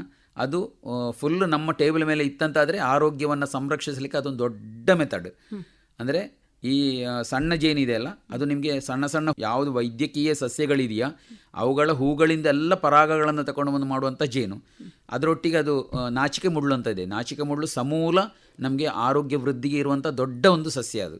ದೊಡ್ಡ ಹುಳ ಹೋಗುವುದೆಲ್ಲ ದೊಡ್ಡ ದೊಡ್ಡ ತಿರಿಗಳಿಗೆ ಮತ್ತು ದೊಡ್ಡ ದೊಡ್ಡ ಹೂಗಳಿಗೆ, ತೆಂಗು, ಅಡಿಕೆ ಮತ್ತು ರಬ್ಬರು, ಕಾಡಲ್ಲಿ ಯಾವುದೆಲ್ಲ ಸಸ್ಯಗಳಿದೆಯೋ ಅಂಥ ಸಸ್ಯಗಳಲ್ಲೆಲ್ಲ ಅದು ಹೋಗ್ತದೆ. ಗಾಳಿ ಮರ ಅಂತ ಇದೆ, ಗಾಳಿ ಮರದಲ್ಲಿ ತಿರಿ ಬರುವಾಗ ಪ್ರತಿ ತಿರಿಯಲ್ಲಿ ಕೂಡ ಅದು ಪರಾಗವನ್ನು ತೆಗಿತಾ ಇದೆ. ಎಲ್ಲಿಯೂ ಸಿಕ್ಕದಿದ್ದರೆ ಗಾಳಿ ಮರದ ಸೊಪ್ಪಿನ ತಿರಿಯಲ್ಲಿ ಅದಕ್ಕೆ ಪರಾಗ ಸಿಗುತ್ತೆ. ಹಾಗೆ ಅದು ಜೇನು ಮಾಡ್ತಾ ಇರ್ತದೆ. ತುಂಬ ಜನರ ಮನೆಯಲ್ಲಿ ಈಗ ಟೇಬಲ್ ಮೇಲೆ ಬರ್ತಾ ಇದೆ, ಜೇನು ಬರ್ತಾ ಇದೆ. ಹಾಗೆ ಎಲ್ಲರೂ ಅದನ್ನು ಉಪಯೋಗಿಸಿ ಆರೋಗ್ಯವನ್ನು ಸಂರಕ್ಷಿಸಬೇಕು. ಅದೇ ಥರ ಪರಾಗಸ್ಪರ್ಶವನ್ನು ಮಾಡ್ತಾ ಇದೆ. ಅದು ನಮಗೆ ಬೇಕಾದಷ್ಟು ಉತ್ಪತ್ತಿಯನ್ನು ಅದು ಕೊಡ್ತಾ ಇದೆ. ಜೇನು ಕೃಷಿ ನಾವು ಮಾಡ್ತಾ ಇದ್ದೀವಿ. ಅದು ನಮ್ಮಲ್ಲಿ ಈಗ ಆರ್ಗ್ಯಾನಿಕ್ ಮತ್ತು ನ್ಯಾಚುರಲ್ ಫಾರ್ಮ್ ಮಾಡುವವರಿಗೆ ಅದು ಈಸಿ. ಯಾವುದೇ ಕೆಮಿಕಲ್ ಅಥವಾ ವಿಷವನ್ನು, ಯಾವುದೇ ರಾಸಾಯನಿಕ ಗೊಬ್ಬರ ಅಥವಾ ವಿಷವನ್ನು ಹಾಕಿದಲ್ಲಿ ಅವುಗಳು ಸತ್ತೋಗ್ತವೆ. ಅಲ್ಲಿಂದ ಹೋಗಿ ಜೇನು ತಗೊಂಡು ಬಂದರೆ ಅದು ಸತ್ತೋಗ್ತವೆ. ಅವು ಇಲ್ಲಿ ಗೂಡಿಗೆ ಬಂದು ಸ್ವಲ್ಪ ಹೊತ್ತು ಆ ಜೇನನ್ನೆಲ್ಲರಿಗೆ ಸ್ಪ್ರೆಡ್ ಮಾಡಿದ ಕೂಡಲೇ ಆಟೋಮೆಟಿಕ್ಕಾಗಿ ಆ ಪರಾಗ ತಗೊಂಡು ಬಂದರೆ ಸಾಕು, ಎಲ್ಲ ಹುಳುಗಳು ನಾಶ ಆಗ್ತವೆ. ಆದ ಕಾರಣ ನಾವು ಯಾವಾಗಲೂ ನ್ಯಾಚುರಲ್ ಫಾರ್ಮಿಂಗ್ ಮತ್ತು ಫಾರೆಸ್ಟ್ ಎಲ್ಲಿದೆಯಾ, ಕಾಡುಗಳು ಎಲ್ಲಿದೆಯಾ ಅಂಥ ಸ್ಥಳಗಳಲ್ಲಿ ನಾವು ಜೇನು ಕೃಷಿಯನ್ನು ಮಾಡಬೇಕು. ಯಾವಾಗ ನಾವು ರಾಸಾಯನಿಕ ಮತ್ತು ವಿಷವನ್ನು ಬಿಡ್ತೀವ ಅಂಥ ಸ್ಥಳದಲ್ಲಿ ಜೇನು ಕೃಷಿ ಮಾಡಿ ಗುಣ ಇಲ್ಲ, ನಷ್ಟ ಅವರಿಗೆ. ಆ ಬಾಕ್ಸನ್ನು ತಕ್ಕೊಂಡ್ರೆ ನಷ್ಟ. ಅಂಥ ಕೃಷಿ ಮಾಡಬೇಡಿ.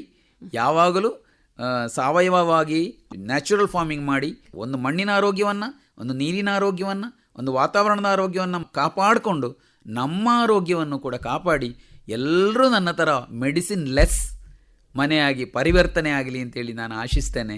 ಈಗ ಸಾಮಾನ್ಯ ಎಲ್ಲರಿಗಿರೋದು 24 ಗಂಟೆ. ಇಷ್ಟೆಲ್ಲ ನೀವು ಕೃಷಿಯೇತರ ಚಟುವಟಿಕೆಗಳಲ್ಲೆಲ್ಲ ಯಾವ ರೀತಿ ಸಮಯವನ್ನು ಹೊಂದಿಸಿಕೊಳ್ತೀರಿ? ಅದೇ ರೀತಿ ನಿಮ್ಮ ಒಂದು ತೋಟದ ಕೃಷಿಗಾಗಲಿ ಅಲ್ಲಿ ಸಹಾಯಕರು ಯಾರಾದರೂ ಇದ್ದಾರಾ, ಹೇಗೆ? ನಮ್ಮಲ್ಲಿ ನಾವು ತೋಟದ ಕಳೆಯನ್ನು ಮಿಷನಲ್ಲಿ ತೆಗಿತೀವಿ. ಮತ್ತು ಬಾಕಿ ನಮಗೆ ತೋಟದಲ್ಲಿ ಅಡಿಕೆ ಹೆಕ್ಕಲಿಕ್ಕೆಲ್ಲ ಈಗ 2 ಜನ ಬರ್ತಾ ಇದ್ದಾರೆ.